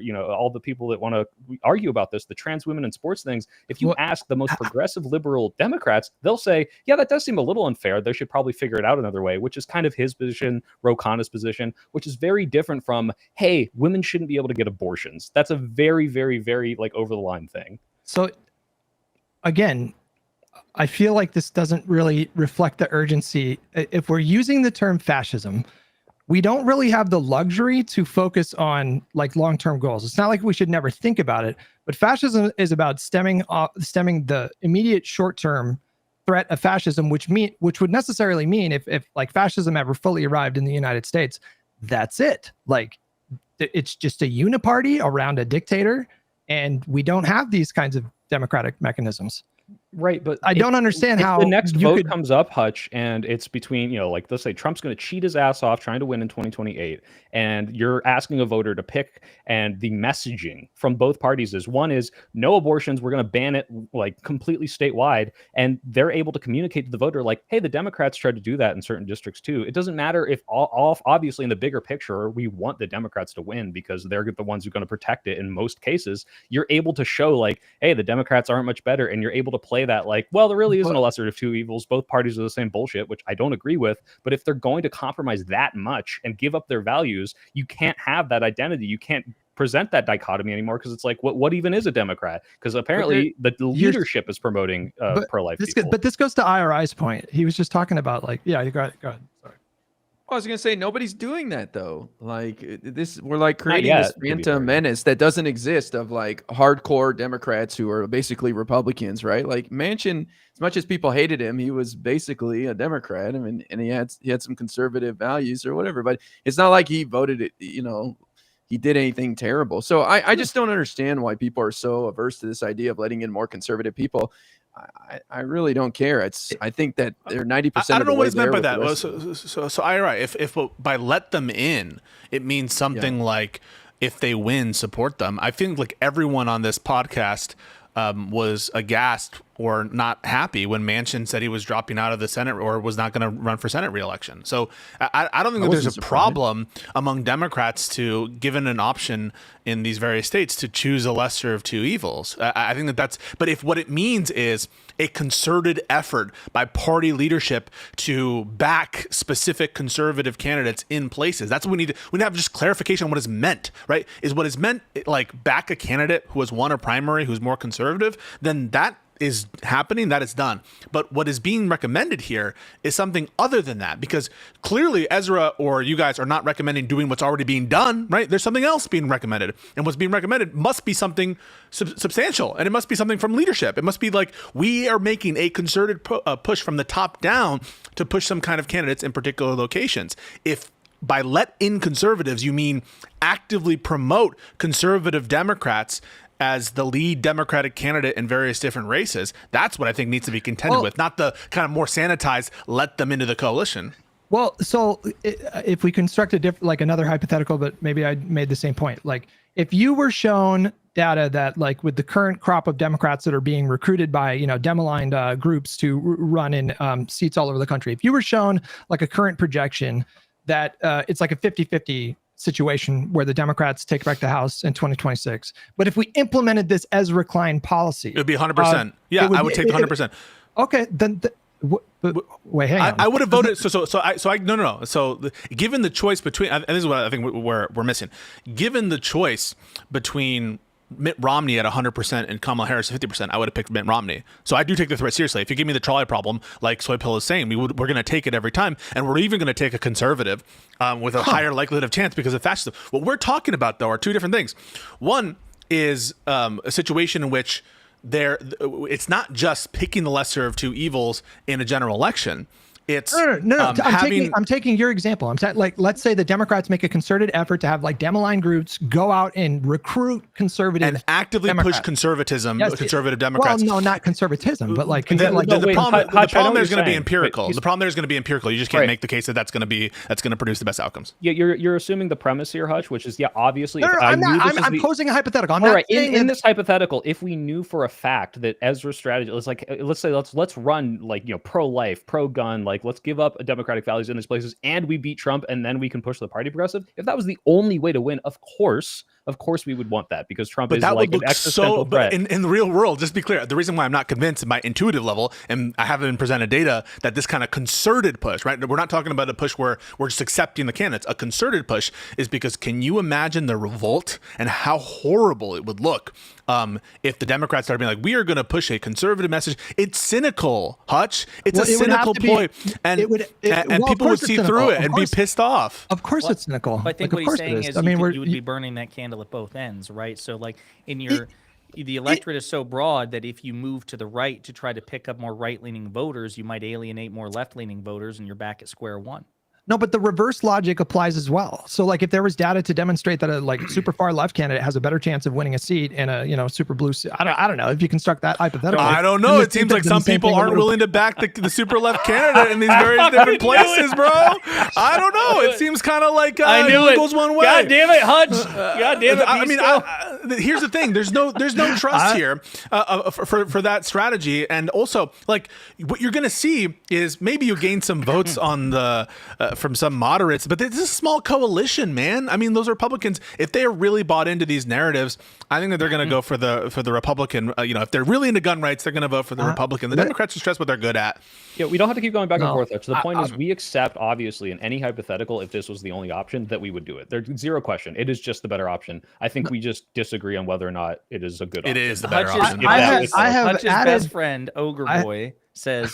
There's a guy in Montana that says he's a Dem and really wants to appeal the 14th Amendment. Repeal the 14th Amendment. Thoughts? I don't know. Yes or no, Hutch? Will you vote for him? Yes. Come on in, buddy. The extreme hypothetical that I presented, I would, yeah. I'm serious. Absolutely. Because he's never going to get his way. Who gives a shit? He's exactly. Vote with Okay, wait, hold on. But we're not in the extreme hypothetical, Hutch. We're in the reality where we believe that might not be the case, that this is the only option. So No. In the extreme hypothetical where like this could be the difference between getting the House or not, then yes. Right. Yes. But I'm saying right now we're not necessarily in that hypothetical, depending on whether or not we agree on the data. So this guy is just existing in our current reality. You probably wouldn't back him, right? I'd ask that question again. I feel in the hypothetical situation where it's this guy or a Republican and we lose control of the House, obviously we'd all agree we'd pick that person. But now, in reality, we don't know for a fact that supporting this guy is going to make the difference between winning us the House and beating fascism or not. So you stand by the 14th Amendment is what. If you showed me data, like literally, if you showed me data that we could flip that seat, then yeah, I would. But I take the threat of fascism. Right? I take the threat of fascism like. What would you say? Can I ask you something? We do too. I mean, fair enough. But what would you say to more left-leaning, more liberal, more progressive voters? Like, would you say what IRI says? Hey, listen, we got to get this guy to fucking flip the Senate. I swear to God, if he proposes anything towards repealing the 14th Amendment, we'll crush him like a bug. Like, what are you going to do, I guess, because I think part of the frustration is, to a lot of people, obviously in chat and the people on here, you're very concerned about the rightward flank of the party, but you also have to keep the left together too. So what are you going to throw to the left to like not freak them the hell out that we're courting right-wing candidates? Have you what could I possibly throw at them? Like, what do you mean? What I mean is, there will be backlash within the party. We're already seeing it in chat, right? And presumably some of the people in chat are listen. No, the people in chat, we're in like the 1% of the, like they're super engaged with politics. I don't. So the Democratic Party is getting more progressive, Hutch. The Democratic Party. These are facts. The Democratic Party overall is getting more progressive. The Democratic Party is overall more frustrated with their leadership. It's not because their leadership is too conservative. And I think that we need to like read the room of the party, and like we're fighting against an ocean, like a movement here, where I think the movement is by the progressives, the energies with the progressives. Those are the people with the smart ideas. And just put it aside, like imagine that some news comes out that Chuck Schumer and Hakeem Jeffries are actively pre-primary, like concertedly pushing for these conservative type Democratic candidates in these various different places. It's going to come off as super cynical, and people are going to hate it. They're going to hate the party even more. They're going to be talking about making new parties. And it's it's a mess. I should not have to explain like the basics of the fucking trolley problem. And unfortunately, the people that are like the most upset about this kind of hypothetical, I feel like they like failed the trolley problem every time. They fantasize that they're going to blow up the trolley before it hits anybody, but that's not what happens. We're saying in the trolley problem, we agree with you, but we're disagreeing that it is a trolley problem. There are probably, in our opinion, more harms going to come of trying to do that than really winning the seat in the House back. But if this was the best option, and we agree. Like if this was, but that's the question. Is the big if there? If it is the best option. But what harm? The harm I thought we already explained. So if there is, so no matter what, you agree that this is not just talking about voting for a Democrat who happens to be conservative who wins a primary. We're not talking about that because that's already going on, and there's already measures by Democrats to do that, and Democrats in general vote for their candidate, with some exceptions, let's say. So what is being proposed is something different, a leadership push, top-down push. Let's run these candidates and support them more.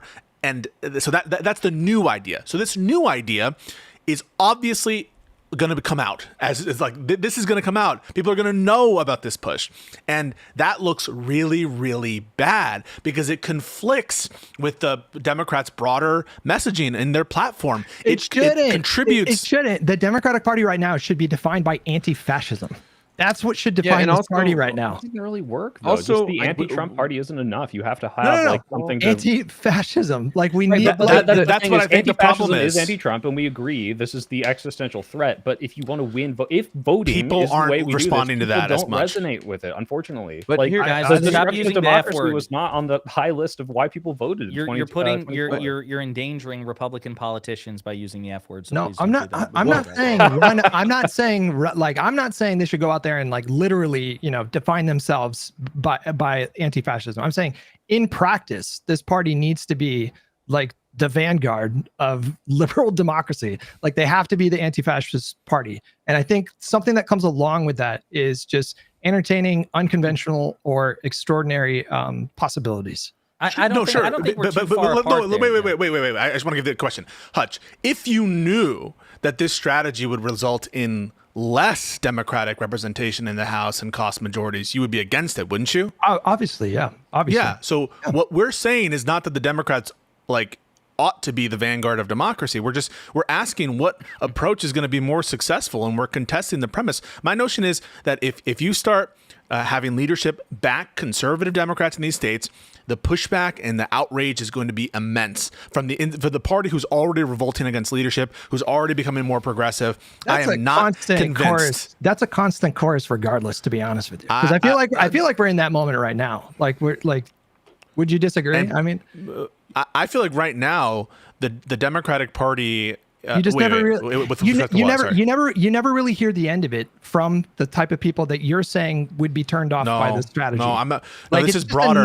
It's just a never-ending salvo. No, I think it's wrong to suggest this is just leftists. It's not just leftists. This is broader. I'm not restricting it to just leftists. I think there's just suggesting it is. If you started like presenting the Democratic Party as pro-life, or like even if it wasn't a majority of them, the problem is you don't need to present the party as pro-life. No, I understand. Like I think the problem is you're viewing this in a very, and I mean this not in a condescending way, informed online way. And that is not the way that most people vote. And the messages and the black pill and the cynicism that's going to come out if you have a Democratic Party whose tent is so big that it incorporates people who we're actually just giving up the rights of certain minorities, I think that's really going to hurt voter turnout. I don't think that's going to work in the long run. That's all we're saying. Nobody's doing that though.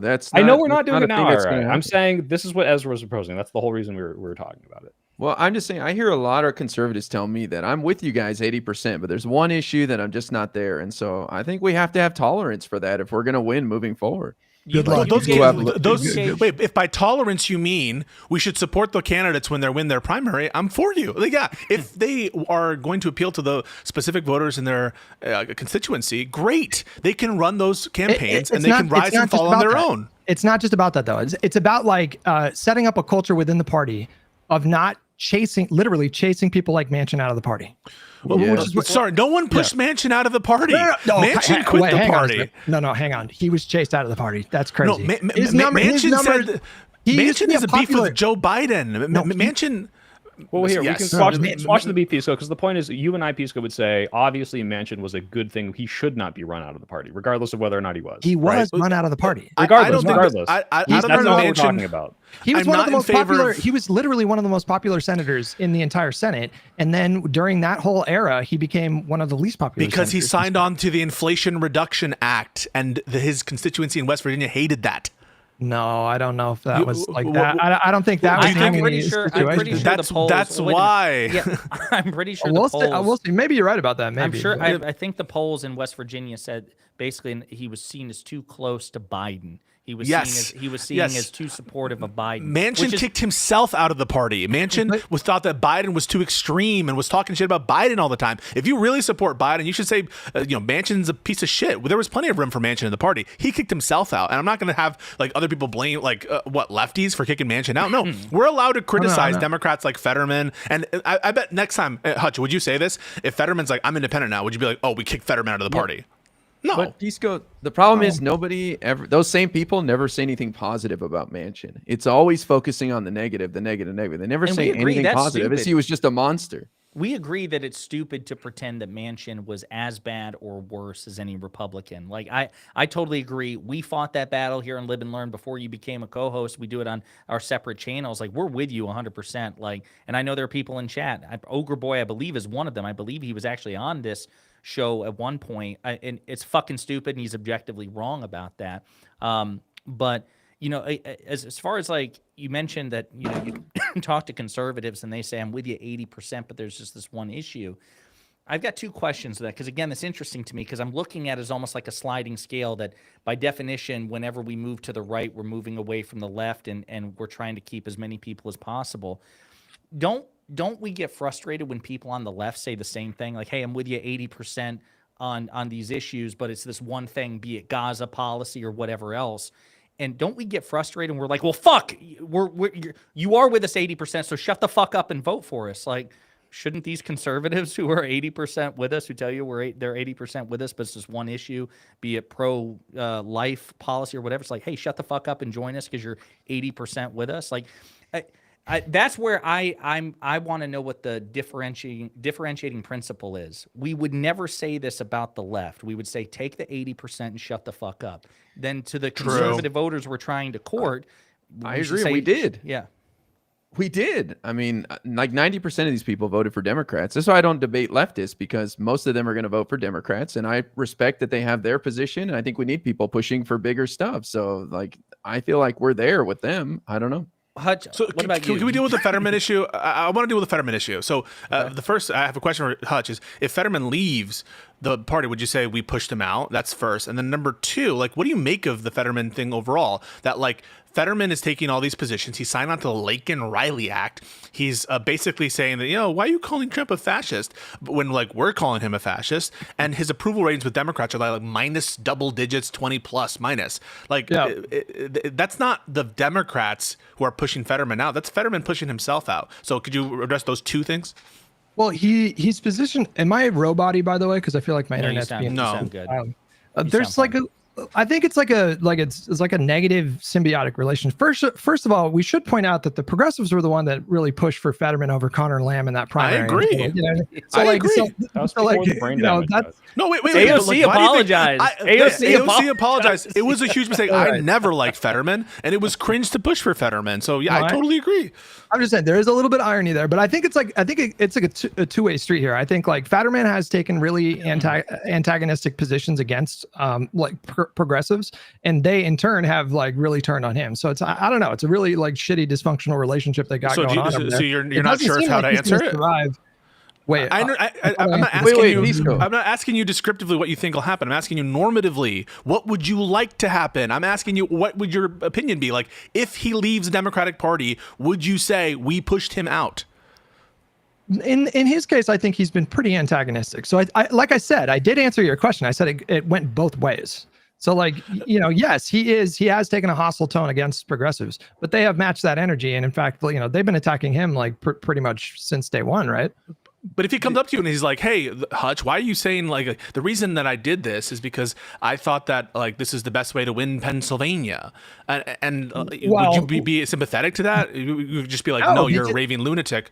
No, because the data is not on his side. Like he's going to get creamed in his primary. And so, like, again, in the hypothetical that I'm talking about, there would be like a lot, like robust, survey opinion data or whatever. Yeah, and in that case, I think Pisco and I are on the same board. Yeah, I'm not saying like if roll the data the is dice, showing that. I'm not saying just roll the dice and see if it happens, because I understand what you guys are saying in terms of like this could create even more tension with the left flank, and I certainly wouldn't want that. And if you could demonstrate to me that the damage that would happen as a result of that would be worse than or would outweigh any kind of potential electoral benefit, then I would be open to that argument. What if it was a net neutral? I'm curious. So like approximately the same. Would you rather have conservative votes or more progressive votes if you had your preference just based on policy? I don't care. Oh, okay. Like I really don't. I don't care. Like I'm literally, my politics right now are about winning as many seats as possible. Right, but would you rather win? Would you rather win shifting left or shifting right? Is the question. Obviously, I would shift left. Like even if it was just a little bit. Even if it was too much, because I'm not like a tanky or whatever. Like I would prefer we move closer left than closer right. Right. Yeah. No. Exactly. No, I understand what you're saying now. Like my preference would be moving left so we can have more left-wing policy, obviously. But I'll take whatever I can get. Have you guys seen Game of Thrones where King Baratheon, he says, "What's stronger, 5 armies or 1?" Yeah. 5-1. I kind of feel that way sometimes when we're too spread out. And I understand we're in a crisis mode. I agree with that. But I think there's an inclination to be ever elastic. And I think Econoboy saw this too. But when we just have people doing whatever they want all the time, there's no enforcement mechanism for the president when we want to get major legislation done. They don't feel the weight of any harm being done. And I think it's time that Democrats exercise a little bit of discretion here. And I think it's coming. In the primaries, Democrats are so upset. I think they're going to be pushing for people who are against the current offer, and I think that's on them. That's on them. I don't think that they've been connecting. You say that, and I want to go back and interrogate something. This might be opening up a can of worms, but I want to go back and I want to interrogate something you said. Where you said, and I hear it a lot. Okay, you said a moment ago that the energy right now with the Democratic base is with the progressive movement. I agree. What is that based on? My intuition. Sorry, the why there's energy there. Yeah, why do you think the energy right now is the party right now? So I'll tell you. So one is polling data suggests that the party is becoming much more progressive. That is one piece of evidence that I think suggests the progressive movement is carrying the day in terms of ideology. You recognize that's a piece of evidence that shows the progressive movement is actually having an effect? I'm glad you said that. Okay. Are you talking about policy preferences? Is that what you're talking about? In terms of self-identity, in terms of their opinions, they're generally becoming more progressive. Do you agree with that, or do you think that that's not the case? Like abortion is the perfect issue on this. Like we moved massively to the left as a party on abortion just in the last 15 years. So the movement is happening among the party, and it's moving to the left. That's what I mean. No, but here's what I'm saying. I'm not talking about progressive politics. I'm talking about the progressive movement right now, because I believe in progressive politics. I don't have a lot of faith in the progressive movement right now. So when I say progressive movement has more energy, it's a reflection of like what activities are being done and what effect they're having. And I see the effect on the party, the Democratic Party, that it's being composed more over time of progressive people who self-identify as progressive. I just saw a recent poll, and this might shock some people, but that Democrats overall have a higher approval rating of socialism than capitalism. I'm not a socialist, and I don't know if they're going to get into the weeds about these discussions we have about socialism, but to the extent that the party is moving at all, it seems to be driven towards more progressive ideas. And I think that backs the view that progressives are the ones with the energy because they're winning the ideological war with Democrats. Do you agree with that? Well, quite frankly, like who gives a fuck about opinion polls? Like honestly, who gives a shit? I'm talking about. Else would I know? How else would I know whether or not the party is one ideological side is more or not energetic? The point I'm making is that really doesn't matter. What matters is how many seats in Congress do progressives hold? Like, do you see progressives massively expanding over the last 10 years? Yes.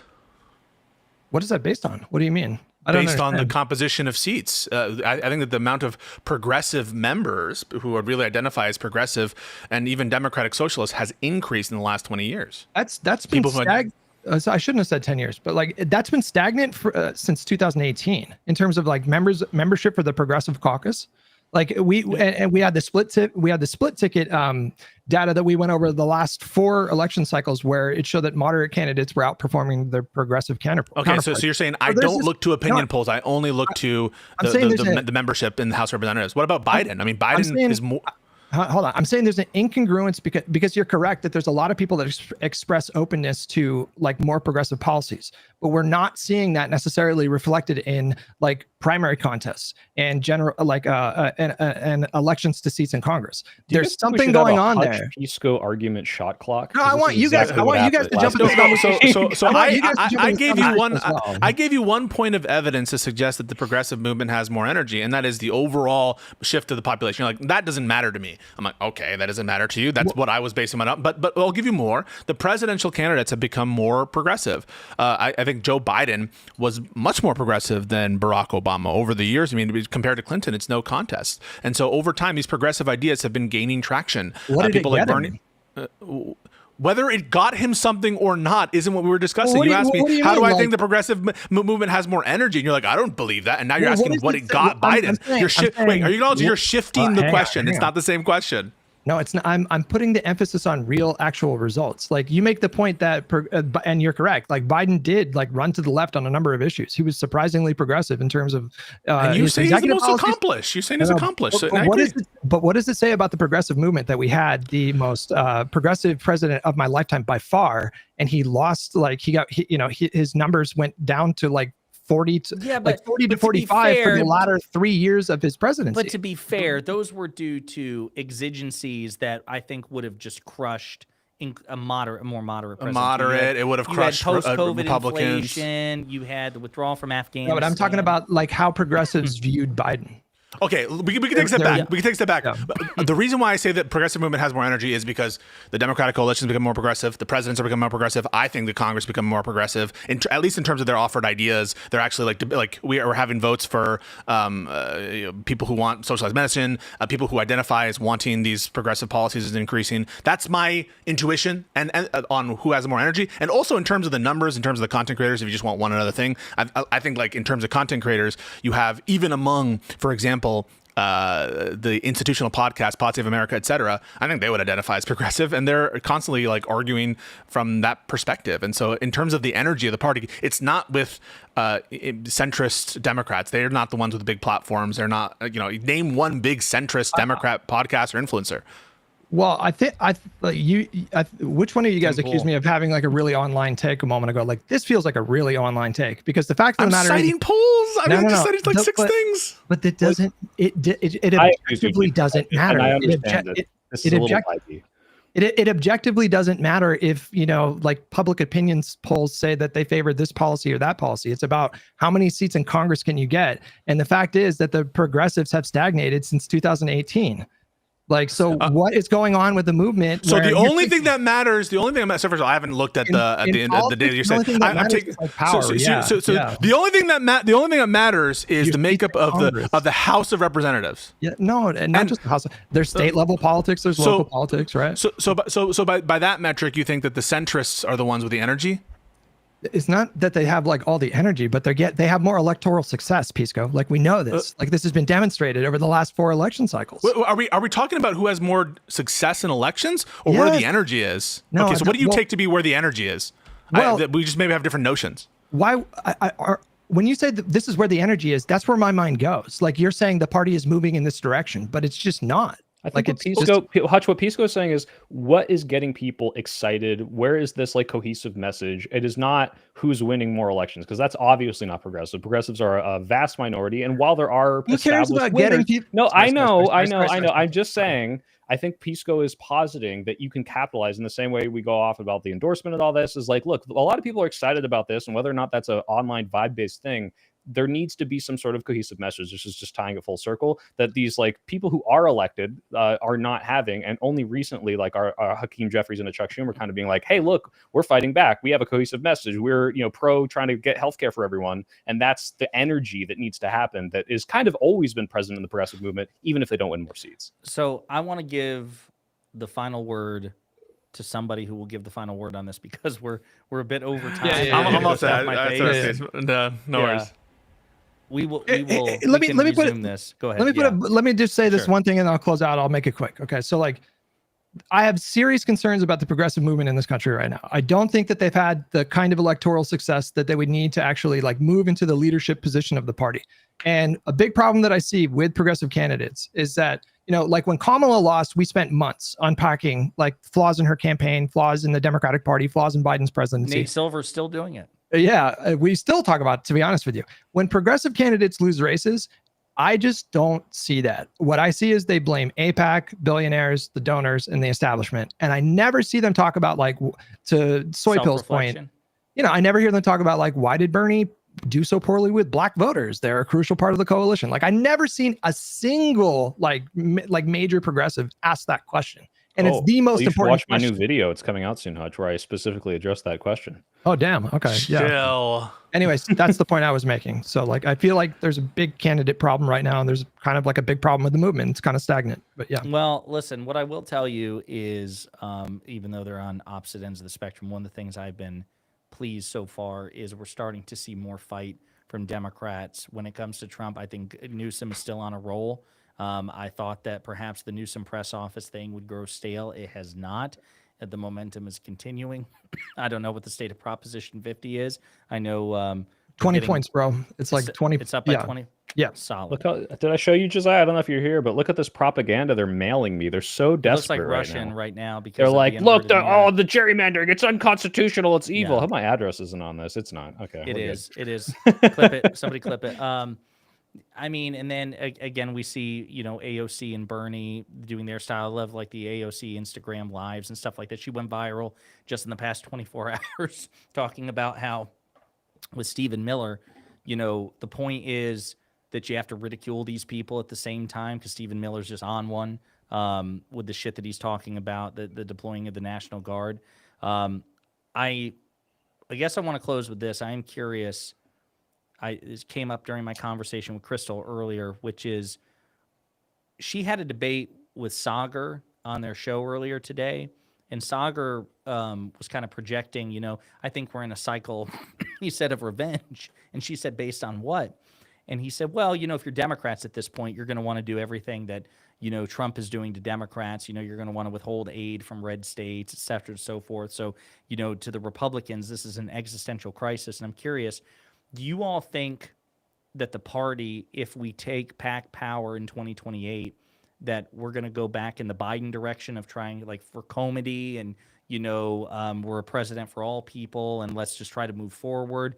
Or do you think it's going to be a more punitive Democratic Party that's out looking for a scalp, like against Stephen Miller or members of the Trump administration. I'm curious what you guys think about that. I see a lot of people meme about like Nuremberg trials for some of the current admin. And like, I do think depending on which person's doing what, you could make an argument for there needs to be punitive measures. But the idea that Democrats are going to become some like equal and opposite pendulum force is insane. That's not going to happen. I mean, like, even with this redistricting thing, it's not even like a unilateral decision. It's like, hey, we're going to let the people vote on it, which isn't even what happened in Texas. So I don't think that you're going to see that happen from the Democrats. But at the same time, unfortunately, I think it doesn't matter, because if you look at what people say is divisive, they're like, well, Obama was divisive because he, said that Trayvon Martin looked like him. And so if the Democratic Party isn't going to go and do all this punitive stuff, but they're probably going to try to, be the party that brings people together, like Biden, like Obama, like these people did, I think the Republicans are going to freak out about it regardless. And it's going to be another pendulum swing in 8 years. So. Yeah, I think actually Soy Pill hits an interesting point about the redistricting, because it's also temporary. It's only for 3 election cycles. And I think Democrats will be punitive moving forward in order to get rid of this MAGA cancer in our politics, but it'll be couched as temporary and only, not all encompassing, and they'll chew gum and walk at the same time. But there's always an appetite in the Democratic Party for bipartisanship, because that's how we want this country to be ultimately. And I think we've gone through a very toxic period here. I think it's a season in America's history, and it's not going to be like this forever. Trump could have a stroke tomorrow and be gone, and things start to change. So I think Democrats will always pursue bipartisanship no matter what happens. Well, real quick before Hutch and Pisco respond, I'm just curious. I mean, specifically, do you think based, obviously we can't predict the future, we don't have a crystal ball, but do you expect that the Democratic frontrunner, the Democratic candidate in 2028 is somebody who will basically say, I'm going to prosecute Stephen Miller? There's going to be accountability for what the fuck happened in this administration. Or do you think that they're going to be like, nope, we're done, we're tapping out, it's done, we're just going to move forward? No, there'll be no let's come together pardoning of everyone. No, that they will pursue justice. And I think 3 years from now, there's going to be a lot crazier things that happen, that the appetite and the momentum will be there, and it'll be demanded by more than just the Democrats, but a lot of people, because corruption is about to step up to another level. Hutch, Pisco, what do you think? I will just say that there are some lines that I don't think should be crossed. So I'm never going to be in favor of political prosecutions. I'm never going to be in favor of abuse of power, that kind of stuff. But I don't think that you need to do those kinds of things to pursue justice. And I would look very disfavorably on any Democratic nominee or candidate or who wants to be the nominee saying something like, it's all kumbaya, shake our hands. We need to have justice. In order to have reconciliation, there needs to be justice and there needs to be truth. And so I think that any candidate, I'm concerned that they're going to pardon every single person in the administration on the way out if the Democrats win. Again, it's we'd have to win the election first. But in general, I think that there needs to be support among for the Democratic candidate for a commission on truth and on justice, really. Whether there's criminal punishment or not, there needs to be a congressional commission. And to the extent, I don't think that it would ever be practicable or that would ever pass the various states. Maybe Democrats shouldn't even run in it, but I would ethically and under my own values support a constitutional amendment to undo all of Trump's pardons, to undo presidential immunity, and specifically to go after all of the abuses of the administration, because it needs to happen. It needs to happen. What do you think, Hutch? I mean, I wouldn't say that we should not prosecute former members of the Trump administration, but I would hesitate that a presidential candidate should run on prosecuting people, and I really don't think that would be popular with a lot of voters. But I also want to say it really just depends. I feel like we've talked about this a lot when O'Connor Boy was on here. How much of Trump's energy should we match? I just want to say that if the next Dem president is this kind of punitive, I would be really disgusted. I would be disgusted if the next Dem president played politics with, emergency aid for, North Carolina if a hurricane hit and he was playing politics with the aid. I would be really fucking disgusted if that happened. I do not want to see that kind of energy match. I don't think any of us I'm not saying you guys said that. I just no. Yeah, and what's interesting is in the debate with Saga, or Crystal even said there's no fucking way Democrats didn't do it under Biden. They never did it under Obama. That's one of those lines that I don't think a Democrat would ever cross. But hypothetically, Hutch, if it was between the withholding FEMA aid Democrat and withholding FEMA aid Republican, and it's Trump, coolly support. Here's the better question: like, if you could show me that running on And there's withholding data. aid, There's data that the withholding Democrats, 90% of Democrats support withholding aid from North Carolina. then Hey, I live in I North would be Carolina, massively asshole. out of step with the party. Oh, so you would vote to disgusting. fuck me over then because I live in North Carolina. So Yeah. if If it's for the good of the republic, it is what it is. IRI's you know? like, yeah, fuck yeah, man. Take one Small for the business team, man. Josiah. Not at all. Democrats will never punish the Yeah. voters. I think most Trump voters voted for him based off misinformation and lies and bullshit. So there's no world in which we punish the actual voters and the rank and file people. It's the leaders, the I know we're wrapping scumbags up, at the but isn't top. Gavin Newsom literally doing that right now with these colleges? He says if you sign this loyalty pledge to Trump, Yeah, he he's- said, I'm not going to give you aid anymore, which is Love he's that. not using the aid as leverage until you are becoming these Trump loyalists. So, but Love they that. are doing it. Love that. Totally. Do we all agree that that's fucking awesome? Wait, to coerce schools and shit? So no, he's saying that the schools if- are being coerced by the Trump admin. He's saying if you agree to this coercion, I'm not going to give you funding. Which, in my opinion, I don't know if I love. It is playing the same game, but like that is like we're at the FEMA level withholding aids kind of a level. I'm not sure. I think that these are victims of coercion. I think that they weren't brave, but in general they're victims. And I don't want to replace one corruption for another. Now with that, because what you're saying is like if you were, if you acquiesced to the coercion, should we punish you again for acquiescing to it? I don't know about that, man. I think that may be a bit too far. If you're an active and malicious participant in furthering it, maybe I can see that. Yes, I stand alone here. I'm happy about it. IRI, Hutch, what do you guys think about Newsom's policy? I haven't read into it, so I just saw a headline, so I'm gonna withhold my comments for now. I'm in the same boat. Gotcha. Yeah. Wow. Hey guys, this is awesome. Follow me on TikTok at Piscoliti, at Instagram at Piscoliti. I am fast approaching 500 TikTok followers. Good for you. And yeah, I'll say this. Pisco waited to join TikTok until after he found out Rupert Murdoch would be in charge of the algorithm. And he was like, fuck yeah. I wanted that boost. Right there. Yeah. Yeah. Yeah. So anybody have anything exciting coming up? Soy Pill, any debates? Or events? You said exciting and then debates. Those are two different things. So Fair I enough. have a debate coming out Wednesday. I believe we're talking about tough on crime stuff. Actually, probably we'll talk to you about that, Pisco, in terms of legislative solutions from the Democrats. But no, I have a new video coming out this week. I'm just waiting on an advertiser to approve the ad. Turns out they don't like it when you say you're going to mention Mein Kampf in the ad, even as a joke. So I had to rewrite it a little bit. Wow. So you're censoring yourself for advertisements. I'm You're selling out. I'm part of selling the out my system, creativity because the system demands What if it, you and I just need to pay translate it rent. to English? What if you just say my struggle? Maybe Like that talking would about be your okay. struggle. Yeah, you might have. We'll you might have we'll skirted see. that. I try to get around this. So sometimes restrictions lead to creativity, and we'll see what comes up. But yeah, a new video one coming little out this week. Hitler reference and people just lose their minds. It's like Yeah, but it's not that Hitler. grow not up, that you know. Hitler. IRI, what about you, buddy? Anything coming down the I don't have pipeline? anything exciting coming up right now, but some things in the future. But I say come hang out with me on TikTok if you guys want to see me debate some MAGA and get a feel for where they're at.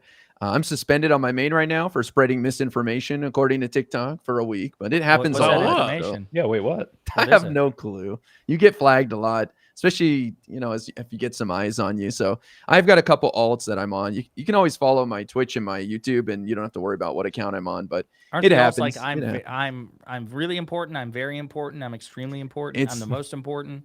Pretty much, yeah. It's Yeah. I'm really important, and it's I'm really really important, and it's I'm really very important. So Gotcha. And I endorse. I've been watching his TikTok debates while I drive home sometimes on my hour-long drive, and they're very entertaining. So Does he endorse. make any like MAGA people cry like he did that one woman went viral? I haven't seen for it? anyone cry yet, other than the clip you showed a while ago. But I Fucking- I maybe stunned them a he's lot. toned it down, or all the criers left. They ran away. yeah, I stun them a lot. Like they really come up confident and walk away with their tail between their legs quite often. It's interesting. Do we agree that our boy Mockler's killing it? He's doing a good job. He's doing. Doing Should good he have job. used the R word? What do you guys think? He should have used it I more. don't really care. Yeah, he texted me. He's like, "Dude, should I have done that?" And I'm like, "Who gives a fuck?" Like, I mean, all the shit that they say. Like, at this point, Just like, apologize yeah. if there's ever like someone who's sympathetic and you're running for office, Mock. You can just be like, I shouldn't have used that word. Do I not don't- apologize. I don't think Understand. Adam's- It was. I don't think it was Adam's running for it was a office. tactical R word, and I I dropped the big one. Josiah, anything from you? No, nope. Nope. Did the you same just old talk to grind. Crystal Ball today and a new video coming out, and you're not going to mention that? I did mention it. So the conversation went a lot longer than I expected. I'm probably gonna have to split it up, like I did the one with Kyle. I recently talked to Jessica Tarlov. I was really happy about that. I interviewed Adam. I don't know. I'm trying to I'm always, my cup runneth over. So I'm always trying to figure out, okay, I want to start doing interviews on this day. I want to have some more structure here, because it's just one of those things that like somebody will say or do something like, fuck, I really want to talk to that person about that specific thing. And so like, there've been a couple of days where it's been like 3 interviews, and that's just really not sustainable, especially with my like particular formula. So I don't know. So just to be clear, your position was, I have nothing exciting coming out because I just have too many projects. All right, there's just too many Josiah Pondering Politics videos. I don't think you want to watch any of the cool 10 things I'm putting. I have unfortunately a lack of structure, and I'm trying to get better about that. Like talking to Adam, like I'm so impressed with him and Luke and Jack as far as like their ambition, because Adam, he's doing Midas Touch. He is now starting his own thing called Mockler Media. He hired Micah Irfan as a policy advisor and stuff like that. And so like he's doing his own thing. He's on CNN now. Like he's making all the hits. He did that fucking thing with Michael Knowles. And so like he is just hungry for shit in a way, which I don't know. It must be age. I still think I'm relatively young, but it's like, God, I'm tired. No, he's just a really impressive young man. Like really impressive. He's 22 years old. It's pretty crazy. He's just really sharp, like very charismatic. I think he's like plays well on camera. He's just got a lot. He's got a lot going for him. He does. And like Luke recently went to Ukraine for 10 days. He was near combat zones and shit, like kind of like what Dylan Burns does, and he was embedded with a unit and like shit like that. Like they've got this ambition to keep like memberships, and we're gonna start this second channel. We're gonna do like, and I'm just like, fuck. I feel like I work a shit ton already, and then I just want to hang out with my wife and dog and friends and stuff like that. So I like live vicariously through them, but I wish I had more of that. I wish I had more of that like appetite for shit. And so, well, Hutch, I just go shout yourself out, Hutch. Wednesday, 7 a.m. Pacific, 10 a.m. East Coast is going to be that House Oversight Committee hearing on the with the CEOs of Twitch, and it's just going to be so fucking insane. So we're going to be watching that all day, and then apart from that, it's just like Sunday through Friday, starting at 8:30 a.m. normally and going till like 2 or something like that. Hutch, if you wouldn't, you don't have to say yes. This is almost like proposing the equivalent in Twitch streaming, but I'd be interested in tuning into that with you, because you are much more tuned in with Twitch politics, and I'd love to watch that. Like a date, yeah. If you're not interested in that, you're allowed to say no. I'm just come on over. Let's do it. Sounds good. Let's make it a thing. He's now kicking you out of the server right now. He's kicking you out of the server. Permaban my house. He's like, mods, kick him out. IRI, before we go to Hutch or before we go to Pisco, you were starting to say something, IRI. Oh, God. I just want to say, I think all of us have interacted with Adam personally, I believe. And he's such a sweetheart. He's such like, he's nice guy. Very business oriented, but he's a super nice guy. And I couldn't be happier that he's blowing up, because it's not always the greatest people that do well in this industry, and so it's wonderful to have him. Apparently that hearing's postponed. Yeah. Damn. Fuck. Sorry. Oh no, the date's canceled. I guess we won't have to make do other things. Hutch, do you want to get dinner or something? Soy Pill's like, can we just still like hang or whatever? Like, is that cool? Yeah. Pisco, what about you, buddy? Buddies. Oh, just follow me on TikTok. Oh, there's maybe something cool coming up. These Republicans don't want to debate. I'm reaching out to folks. I recently had a discussion with PF Jung as well about fascism, and you can see that nonsense. How did that go? I have some opinions on that boy. Yeah, so they like really don't want to define these words like fascism, insurrection, any of these labels, because they don't want to hold themselves to a standard. They just want to say like, it's not okay to call someone a fascist, or they say something like fascist is overused, or it's being used too loosely. But the thing is, like, in order to say that, to make that claim, you would have to have some kind of standard by which you're measuring a word to be used loosely or not. So it's just a bunch he of garbage. did a big Nick Fuentes defense arc, which was very, nice. very cringe. And I think, we're talking about R words. I called him profoundly retarded, and I have since cut ties. I don't think he's I don't think he's got the sauce. So I'd grab a beer with him, but I unfollowed him from Twitter like 8 months ago. Why? The both sides shit just really got on my fucking nerves. I just couldn't do it anymore. It's just like I can't. My threshold for that shit is just so weak. I didn't block him or anything. I was just like, I can't see your shit in my feed because it triggers me. But nice guy, and would absolutely. You grab can a beer mute with him, people. but- You can just mute. Sorry, You can just You can mute people. You'll never see them again. I might need to learn about that. Yeah, you got to learn about that. So just follow me. It's your civic duty to follow me on TikTok and Instagram. It's @PeaceColetti. But thank you so much, guys. And we'll be back. You don't. Well, then what's the cool thing? You're just gonna fucking. I hint at it? can't. No, I have to You hint do on it this because it's not every confirmed yet. time. You were It's like not confirmed yet. You were like under. It's not confirmed yet. Wait, don't talk about it. I do it every time. It's not he's going to confirmed go yet. on Jubilee, and he's going to yell at. Hold on, who's a dumb conservative? It's gonna be called. It's gonna be called. It's going to be like PBD, Piers Morgan, one of these idiot, and he's going to go yell at these people. It's in going to be Jubilee, surrounded. It's surrounded, but the thing is, they're surrounded. It's going to be just Pisco running around like all of them are in the center. He's going to be running around shouting, "Yes or no? What's your favorite color? Yes or no? Yes or no?" I'm going to try to start a show with Jillian Michaels because I hear she's in Did you all need of a see new that shit? show. Did you all see Yeah. her like fucking rage quit her take? Dude, fuck that. She's awful. She didn't rage quit Eric Andre. That's what's wild. Eric Andre Ooh, had her I don't on? He was know on that the is. Eric Andre show getting LSD flashbacks, and she didn't walk off. But Anna Kasparian brings up Israel one too many times. All right, would She you walks go on off. her take? I've never seen it, to be honest, but I would go on almost any show, really, unless Andrew Wilson or Nick Fuentes are there. I don't want anything to do with those guys. What about Rob Knorr? Is he on your shit list too? Oh, God. He's on my shit list, too. Yeah, he's just annoying. I just think he mistreated Pisco. Like, Pisco has talked to him for hours and hours and hours, and then he'll say at the end, you're He does bad mistreat faith, me. and you're...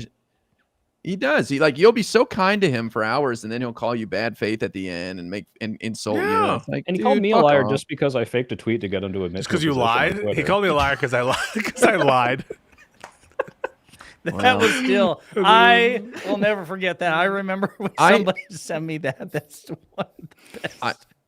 I want to debate the magician that Destiny debated in LA. That guy with the velvet jacket. What's his Who? name? Gibbs something? Ooh. Oh, Admiral Gibbs. I have his contact. Admiral I'll Gibbs. That hook guy you up with him. seems like a Yeah, Gibbs is you a should- nice job. guy. Gibbs is somebody Love else to I dump grab on on your your You're wing, picking but, your like, opponents wisely. Yeah. He's good faith, but he's Push also that like, guy I around. don't care if 17 million people get kicked off Social Security and die. So it's this weird combination of like, well, at least I can trust that you're telling me the truth, but also, holy shit, dude. Well, listen, he's also just impeccably well dressed. Like if you're talking about like the crushed red pull a dove velvet. out of his sleeves. I mean, It's had like a more- magician. He had more drip than a leaky faucet. Like he was just, it was impressive. But yeah, Guys, are you guys just real quick? Are you guys on Threads? Because apparently Threads has caught up to Twitter. Like Threads I'm has- starting to post on Threads, actually. I've made Yeah. a threads today. so if should I need people that. follow you on Threads? Everyone Follow me follows on Pisco Threads, and the at soy Pisco pill on Liddy. Threads. That's Wait, crazy. what's soy pill? What's yours? I'll The follow soy you. pill on Threads. The soy pill on Threads. You can follow me on Threads at Pisco Liddy. Apparently they have the same, like literally the same amount of daily active users. Threads. That's crazy. It's above And they're 100 not million. bots. But is it automatically cross-posted from Instagram? Because No, that it's might not have something to do necessarily. with It can be, but it's not necessarily. Yeah. Interesting. Yeah. Okay. Well, folks, listen, this was a lot of fun. Glad to be back. Appreciate it. Please like and subscribe and follow everybody, and we'll see you next Monday. Bye-bye. Stay cool.